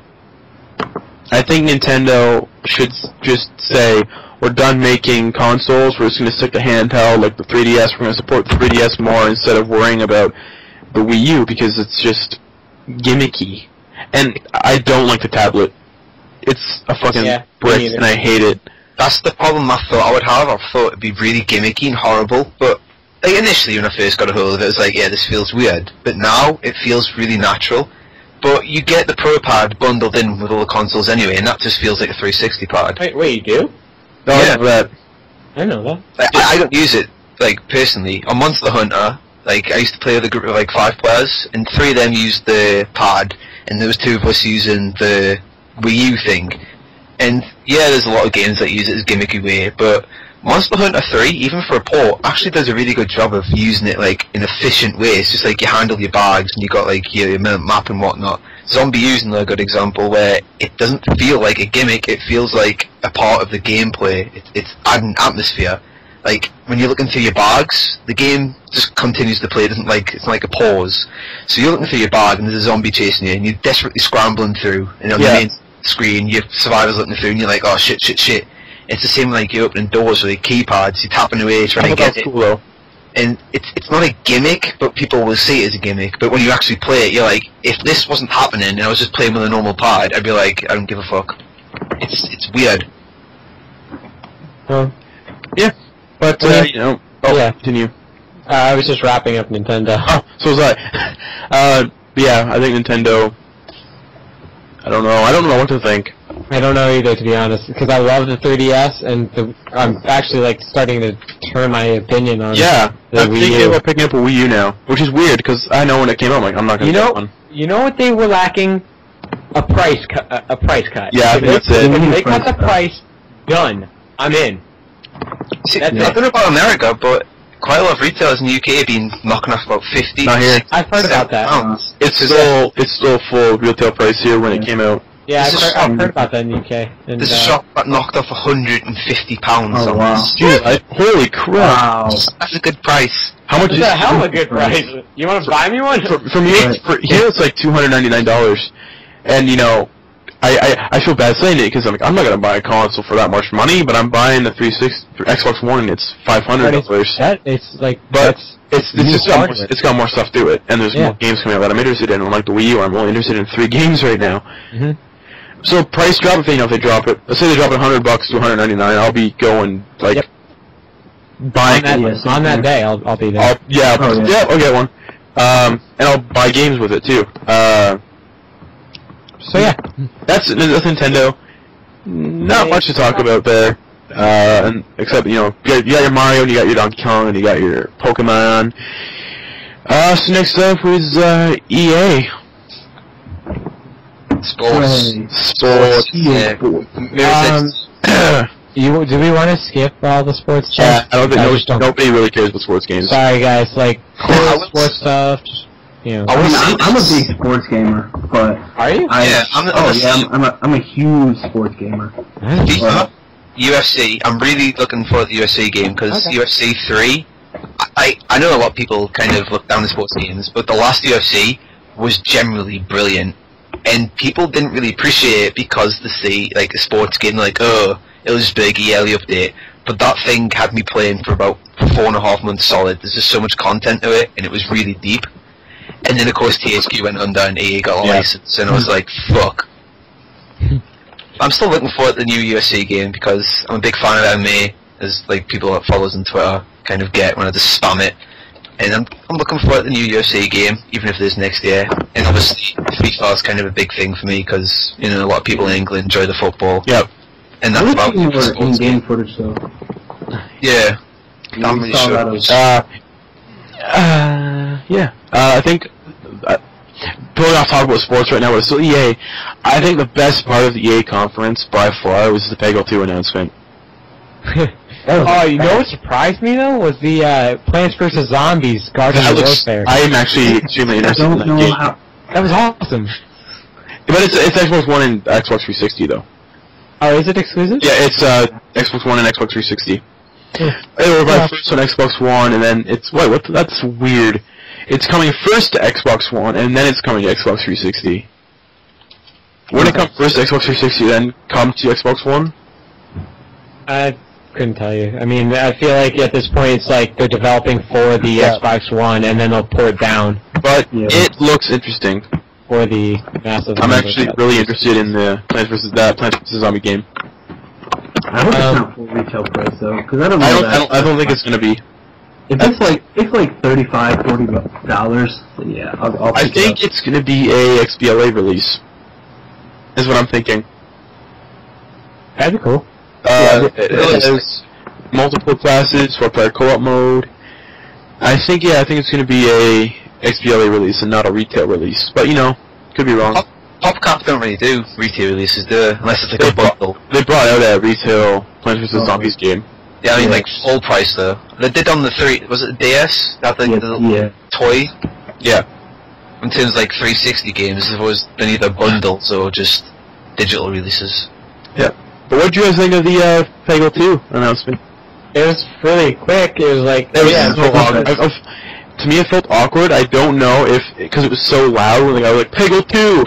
yeah. I don't know if it like covered or up. It was so like epic and loud that it covered up the crowd. But he did the jump and the Peggle 2, and it didn't show anything of Peggle 2 really. Yeah. And then it was like nobody in the crowd gave a fuck. Which is the best part because I didn't hear anybody from the crowd. It was just like Peggle 2, and then everyone was like dead silent. It's like, man, that's awkward. And it's funny because the guy did it, and he looked really happy. And then I think the fact that when nothing happened, he just turned around and left. I've not actually seen it. I just watched it now. It's hilarious. I thought Peggle 3 was out. No, I don't think so. Oh, that was Bejeweled, wasn't it? Shit. Yeah. Oh, they're all the same, really. Isn't that an awesome video though? That was really funny. Peggle 2, nothing. Now, was it during the EA that the Battlefield 4 wouldn't start up? Was that Battlefield 4? That was embarrassing. that was bad too. At first I thought it was funny, but then it got to the point where I was like, I felt really bad. So bad. The guy. The guy. Like, what's he supposed to do? I don't know. You're like out there in front of like I don't know how many people these like conference rooms hold. A lot. But he's on stage and that happens and he's like walking around and it's just like, oh dude, that sucks so bad. Yeah, so But from what I saw of Battlefield 4, I mean, I honestly wasn't very. no. I thought I was impressed more so than I would be, just because I didn't really care for Battlefield 4 to begin with. I'm kind of getting over modern shooters, and by kind of I mean I totally am. Yep. But from what I saw, when that skyscraper came down, I was like, holy shit, that was just impressive. Like, wow. But it looks, to me, it didn't look any different than Battlefield 3 visual. Not at all. Not at all. It looks like Battlefield 3 in Ultra. Like, legitimately, if you got a PC, you run an Ultra, you look at the footage, it looks exactly the same. Yeah. And, you know, The problems I've had with Battlefield 4 footage is, one, it's single player, and Have you ever heard anyone say, "Yeah, come here, play a Battlefield single player"? Yeah. I've never said that. Nobody, because Battlefield 3 single player is dog shit. If you look on Twitch, there was for about 4 days after E3 straight, they were showing multiplayer footage, and no one found anyone consistently. It was like people walk on for 10 minutes trying to find each other, have a bit of a fight, and stop, run around trying to find each other. I think the maps are too big. Yeah, I'm not interested in Battlefield anymore. You know, Battlefield 1942, still my favorite of the series, but everything else is just kinda... I couldn't care less about it, and then they revealed Star Wars Battlefront. I'm pretty I'm excited about this. Yeah, I'm excited for it. I'd like to see what they can do. We didn't see anything about it. We just saw that it's coming. So honestly, there's not that much to say other than I'm either looking forward to it or I'm worried. My friend blew his load over it. With such praise that the other games get, I wouldn't be surprised if many loads are I don't think it deserves. Those games deserve the praise. I don't think so either. I mean, I thought they were pretty good, but or anything special. But DICE, you know, Frostbite 3 engine, which means we're probably going to get destructible environments in this game. Yeah. I'm worried that DICE is getting stretched too far. Yeah. I mean, to me, I'm just picturing Star Wars Battlefield. That's it. And yeah, that screams more of a mod or maybe an expansion or rather than a 40-pound game. It's going to feel like a reskin of Battlefield. Hopefully not. And people have made better Star Wars mods than developers have made Star Wars games. Like, this is true. you have the Star Wars mod for Call of Duty 4. I heard that was awesome. I remember seeing videos of that. And then you have like the Star Wars movie battles for Unreal Engine 3. And it's just, there's better Star Wars games being made by modders than the developers have made. And, you know, it could be a good game, but then again, it could just be bad. Considering what we saw of Battlefront already, what Battlefront 3 was going to be, I don't think Battlefront will be any good. But, you know, if I can bite my tongue on that, that'd be awesome. When EA showed more of Titanfall, well, we've already talked about that. It was interesting. We saw Dragon Age. Oh god, don't get me started on Dragon Age. Dragon Age 4 I don't know. was awesome. I'd like to see what it can do. Dragon Age Origins. It was so good. I fucking love that game. Awakening was an alright expansion.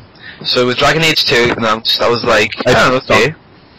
And then I seen the screenshots, and I was like, right, I'm not really into graphics anyway. And the first one didn't look that good, but this Dragon Age 2 looked terrible. And then they were like, yeah, so nothing's going to really carry on from Dragon Age Origins. And I was like, well, this doesn't sound good. And then I played it a year ago, 2009, and I literally went up to it, played 3 seconds, seen how hack and slash it was, and I said, fuck this game. And it's literally one of the worst games I've ever played in my life. It doesn't know what it wants to be. It tries to be RPG, but fails at all the story, fails at any sort of stat progression or character progression. Its gameplay is shallow, its game world is shallow, and you're repeating the same thing over and over again. Someone, Eidolon, told me that it copied and pasted all of its dungeons, essentially. It did. So it felt the same everywhere, so that kind of turned me off about it. And now when I'm reading about number 3, which this is essentially Dragon Age 3, it's using Frostbite 2. Is it 2? I thought it was 3. The game utilizes DICE's Frostbite 2 technology. Well, and then later on it says just the raw capabilities of Frostbite 3. I think it's using Frostbite 3. Why would it be using Frostbite, though? Because Frostbite is a first-person shooter engine, though. I think it's more of a graphical thing when it comes to Frostbite, not the gameplay itself. But, you know, we don't know much about Dragon Age 3 at all. I'm going to call it Dragon Age 3. I like the trailer. It's Morgan. See, I like Morgan, but the fact that I had that little dwarf dude from Dragon Age 2 just suggests it's more of a continuation of Dragon Age 2's universe, which is terrible. Like, the image I'm looking at right now for it, which is fake, of course, it's not the real box art, it's Hawk and Morgan, like, grinding each other. Which makes no sense, because Hawk didn't, you know, I don't understand why they made such a brilliant fantasy setting in Origins, and then just thought, okay, let's make a shit one, and then continue it, because we're BioWare. I hope they can continue the stuff from Dragon Age Origins, because that was an amazing story. And that was a good game, and that was Like, I think Dragon Age Origins is like one of my favorite games of all time. And of this generation. It's definitely one of the better RPGs that came out. Like, I played on the 360. Yep. I know the PC version was best, but even on the 360, it was an RPG that wasn't dumbed down, and the story was good, and your objectives and how you chose things mattered, and I actually thought about how I wanted to use my character stats rather than just, yeah, I can either have this or that.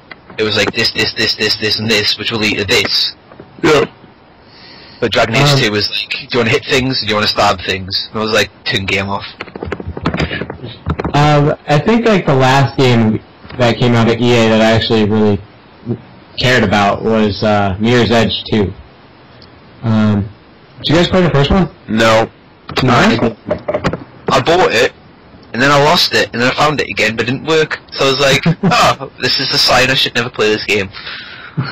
It's like $10. It's like $10 at my local GameStop, and I've asked people like, is it worth playing? And the people I asked were like, no. I would say it is. I thought if you like parkour, if you like platforming, it's pretty interesting.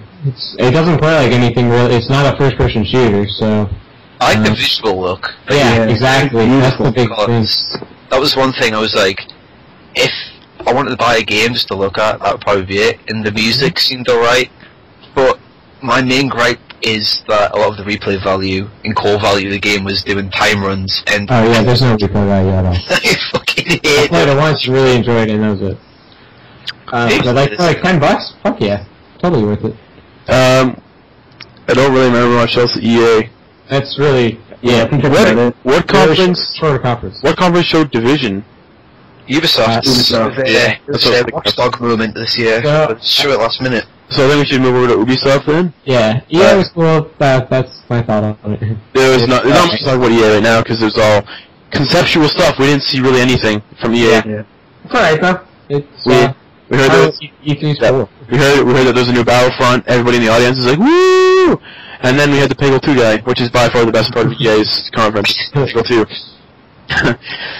So, we're in Ubisoft, this is the last conference, we're sitting at around 2.5 hours right now. Hey. So we're gonna do this.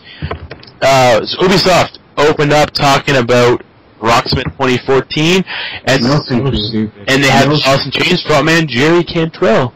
See, I didn't play this, but I've got a friend who's like really into these guitars, and he said that Rocksmith 1 is actually a really effective tool to learn how to play guitar. And to be fair, Ubisoft, they never pushed it towards everyone. They were like, if you want to learn guitar, or you play guitar, this is the game for you. And him being the person that plays guitar said it's good for that. Then all power to Ubisoft if they want to do a sequel, because they must be doing something right. Because it's sold quite well, if I remember rightly. I don't know. That's cool. I used to play guitar in... Oh, continue. I played it. I played guitar, and it was all right, but it was kind of on the end of the music game fad, so I was already so burned out from. I mean, it is playing real music, so that there is a difference there, but I don't know. It's if I want to play music, I can do it without a game. Yeah. I don't know. They also the demo and what they showed at E3 this year was really just boring.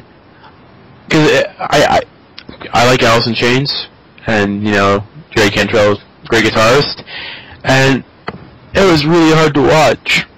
It was really, really difficult. It's just like, this is boring. This isn't teaching me anything. I don't care about this. So yeah. At least it was better than that lazy. I thought it was shitty way to start off with conference. Yeah, it would have been better if they closed out with that, maybe. Not have it at the beginning.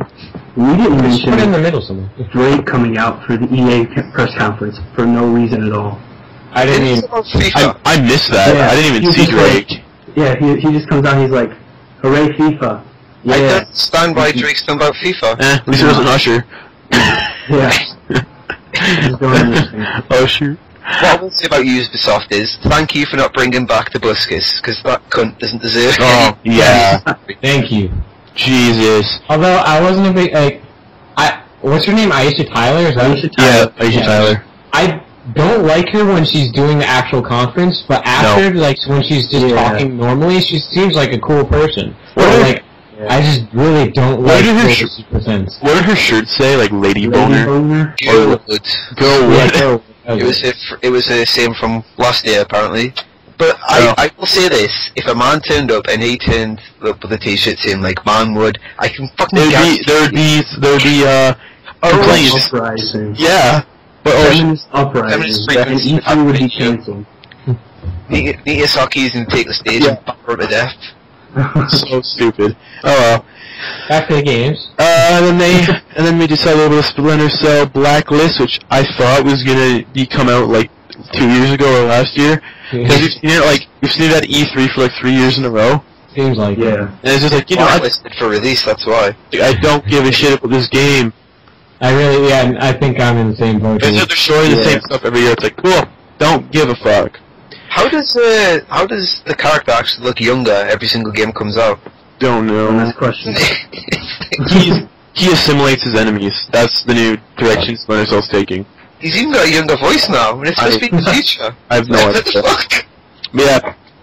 No interest in that game. Then they showed the car game, right? Yeah, they showed the crew a bit. I am so excited for the crew. Yeah, that looks awesome. Especially because everywhere is mapped on the United States. Yes, I think it's awesome. I read that you can drive from, to drive, it's confusing because it's not realistic. Right. They said you can drive from the west coast to the east coast of the United States for like 90 minutes. Yeah. That's still kind of cool. Oh, it's really cool. You can drive across the United States. All around the United States, I mean. Just not Alaska. As someone who doesn't play racing games, it just didn't really appeal to me. No, it's just, I think it's just a cool concept, an open world racing game. I'm not a racing fan, but just the cooperative thing. And the whole stuff they're doing with it's pretty cool. Alright. They revealed Rayman Legends. Again. That's supposed to come out.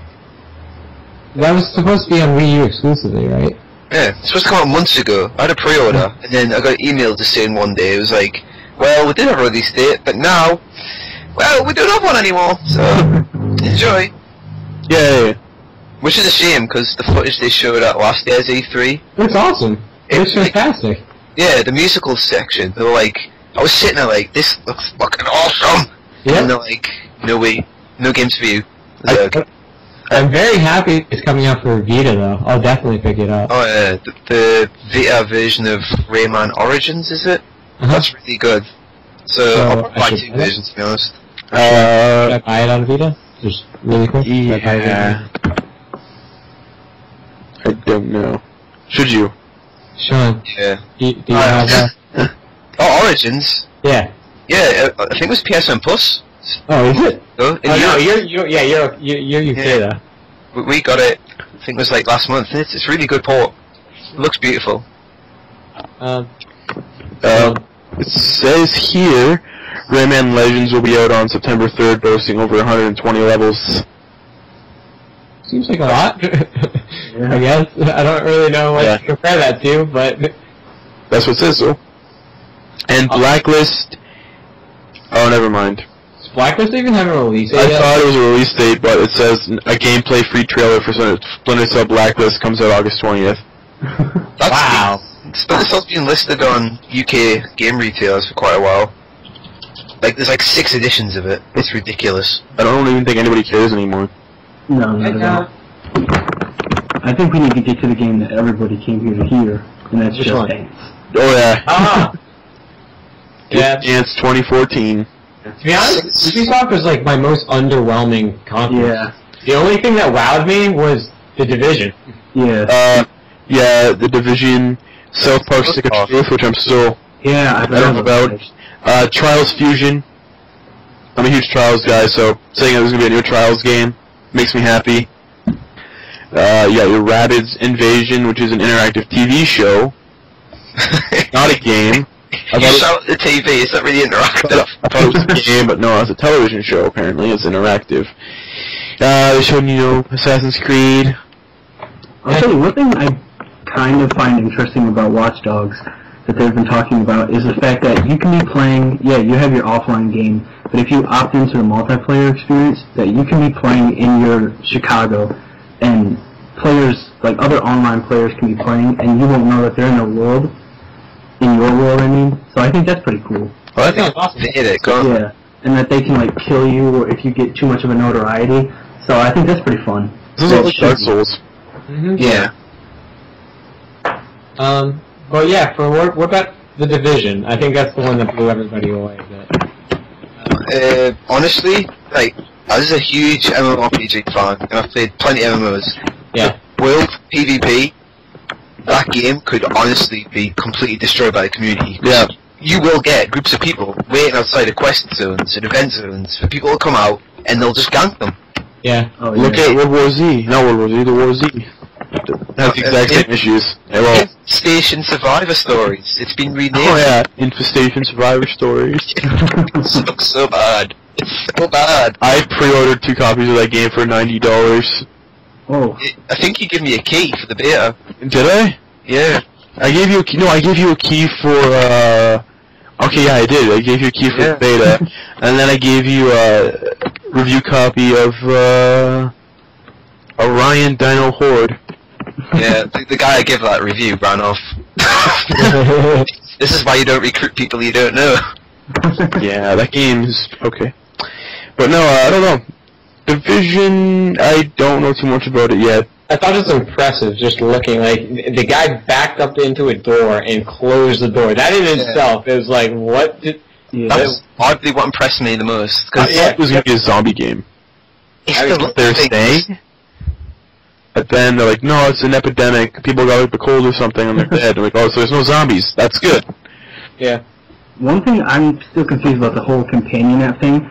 Who sits on their couch or whatever and plays that long on a tablet though?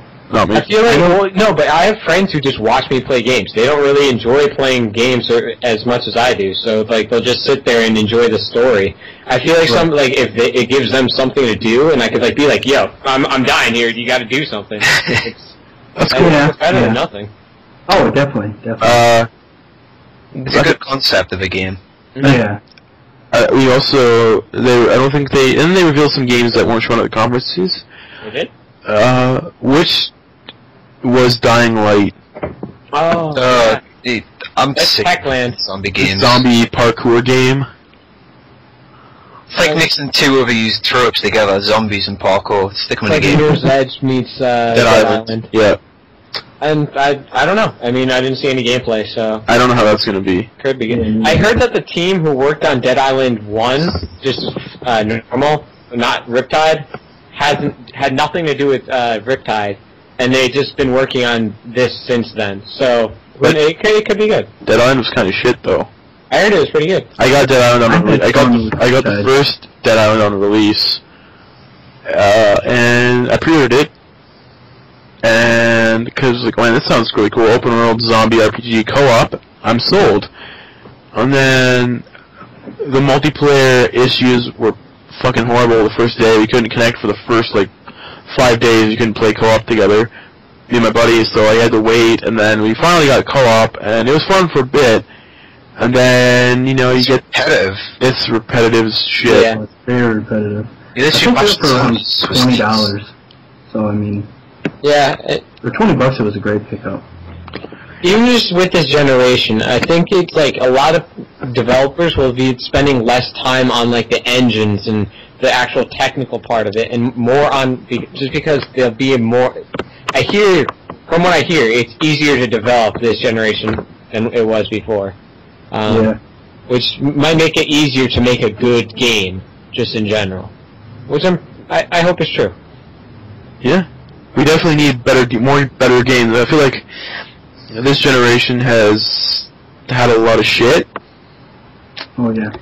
But it also has like a shitload of really nice games too. Yeah. We didn't talk about Dark Souls 2, but they revealed Dark Souls 2 at Microsoft's conference. We skipped that. But That's 360, isn't it? yeah. I love Dark Souls, so Dark Souls 2, I'll get it. The Witcher 3, we forgot to mention. Yeah, I forgot about Witcher 3. The problem is, with The Witcher 3... Open world. No, I'm fine with open world, because, like, I generally do love The Witcher games, and I honestly think CD, I always pronounce the name right, Project R, like, they, as a developer, people really needed to like support them because their views on DRM and just how they treat the fan base is amazing. Which really confused us why it was on Xbox One, given their views. Yeah, it was really controlling, so they wouldn't be able to play the game. But also when the DRM issues were there with Xbox One, it seemed really weird that Project One, the CD Projekt, were developing games for the Xbox One, when it has such conflicting views on DRM. And at the same time, I can't see it selling very well on 360 because its core fan base is on PC. Witcher 2 didn't do very well on the 360, and it's honestly, it's a fantastic port. Oh, it was a blast. I have just started playing the first Witcher game, actually. I've never played it before. I have it on Steam. I had it on Steam for like a year now. I just never got around to installing it. I started playing it 2 days ago, and I like it. I'm just a little... The combat's a little iffy for me. Oh, yeah. The combat is weird. With Witcher 2, it's the same. It's a really good game, but the combat is really fiddly. But the Enhanced Edition, they improve it, and I know it sounds weird, but it's best played with a controller. Like, I prefer the gameplay of the 360 version, because the combat it feels a lot more tighter. Yeah. But obviously there's a huge leap between graphics and 360 version and on the PC, because the PC version, you put that on full settings and turn it on, you'd be like sitting there looking at trees like, oh, it's so pretty! I think that's really it at the conferences. I think EA and Ubisoft's conferences were kinda not much to talk about. Mainly stuff we already know about. We've seen hundreds of times, so that's it for E3 2013, essentially. What was your, before we go, what was each of our game of the show? Game of the show? Yeah. Oh. Destiny. The Last of Us. well, for next gen. You know, I'm gonna say Destiny. I was thinking about this before I even came on here to do this, and I honestly can't think of one game where I was like, holy shit, this is really cool. The Division looks good, but like I said, PvP problems, and it kind of looks like, you know, a third-person shooter, and I'm kind of getting bored of them. It's the same FPSs. Watch Dogs had my interest until he just started shooting everyone, and I was like, okay. So, I haven't really got a game of the year. Well, not game of the year, game of E3. Maybe The Witcher 3, just because it's The Witcher 3, and they don't disappoint. And yeah, that may be it. That's all I can really think of. Maybe Killzone, because it's the one game I know I'm going to buy on launch. Okay. Rich? Okay, personally, we didn't talk about it. Oh. But I am very, and I'll admit it, I am very fucking excited for Marvel, the Lego Heroes game. I'm so excited for that game. I forgot about that. There's 150 characters. 150 characters in that game. The game looks beautiful. And there's a creative character too. So you can tinker around with that and you get different powers. So I mean, it's kind of out of left field, but I'm really excited to see. And it's coming 2013 to the next gen. I really like that, actually. Huh. And mine is Infamous. Just hands down. I love Troy Baker, and like the acting in that trailer made me really happy to see. If you watch the trailer again, you can see like such subtle facial animations that just kind of blew me away quite a bit. Especially at the end where he flies up into the air, you can see him like crack a smile before he slams down. That's awesome. That just I got chills when I saw that. I was like, holy shit, I can't wait to play this. So that was mine. Very nice. So I think that's it. Unless anybody has something else they'd like to add? No? No. Who won E3? Blizzard. I'm gonna, Pickle 2 won E3. Yep, that's agreed. I don't give a shit about console wars, I don't give a shit about who won E3. You know, gamers will go to what they want. I think gamers won E3 just because we're getting such great shit from everybody. Everybody's got at least one game there you go. To play. Gamers won E3. It would have been nice to see some Amnesia at E3, the new Amnesia. Yeah, that's true. Because I want to hear more about that game, and I don't know when it's coming out now. It's been delayed so much. You know what I want to hear about? Half-Life 3. It's coming. I feel it. When we're like... 2017. E3 2060. Yeah, pretty much. I'll be dead by the time it's I out. don't think that game's gonna live up to the hype. Nope. They don't. I don't think it's possible. It can't. So. It can't. It would have to come with a blowjob machine. Like, It just blows you the whole time. I don't think it would still live up to the hype. I don't know, that would be pretty sweet. Like, Duke Nukem Forever. Oh. Did that live up to the hype? That was destined to fail when it had like 5 different developers at one stage. And then Colonial Marines. But anyway, that is the E3 2013 podcast. These guys are awesome, and I thank them so much for doing this with me today, even though it's been like almost 3 hours. Oh shit, we forgot one thing. What? The new Thief is yes. on next gen, and that's going to kill Assassin's Creed straight up dead. Oh yeah. Screw your pirates. The real Assassin Thief man is back. Is that only next gen? No, it's also this current I'm gen. probably gonna get on Xbox One. So The thing is, we also forgot about Wolfenstein. There should be gameplay for that. I'm really excited about that. yeah, the Nazi robots. I'm not gonna lie, but this looks really super cheesy, and I love super cheesy, so I'm all over it. Okay, so that's everything now, isn't it? I think we've covered most of it. We probably missed some stuff, and if people actually watch this and comment on it, they're going to be like, hey, you're an idiot, you missed this game, or you think this game's awesome. Nah, they had 2 hours and 45 minutes of us talking about pretty much everything we cared about, so... Yeah. If you're still listening at this point, it's like, it's time to go outside. Yeah. So, alright. Thanks for listening. If you are listening to this 3-hour almost ramble about video games and E3, you know, I have high hopes, and I think next gen will do really well. Yep. It better do. And I will be keeping my 360, so, you know, if next gen is shit, at least I have a gaming PC and my 360 still. And I can buy a PS3 for Last of Us. You We should. should do this again sometime. We should do this again sometime. Monthly. Do it monthly or fortnightly.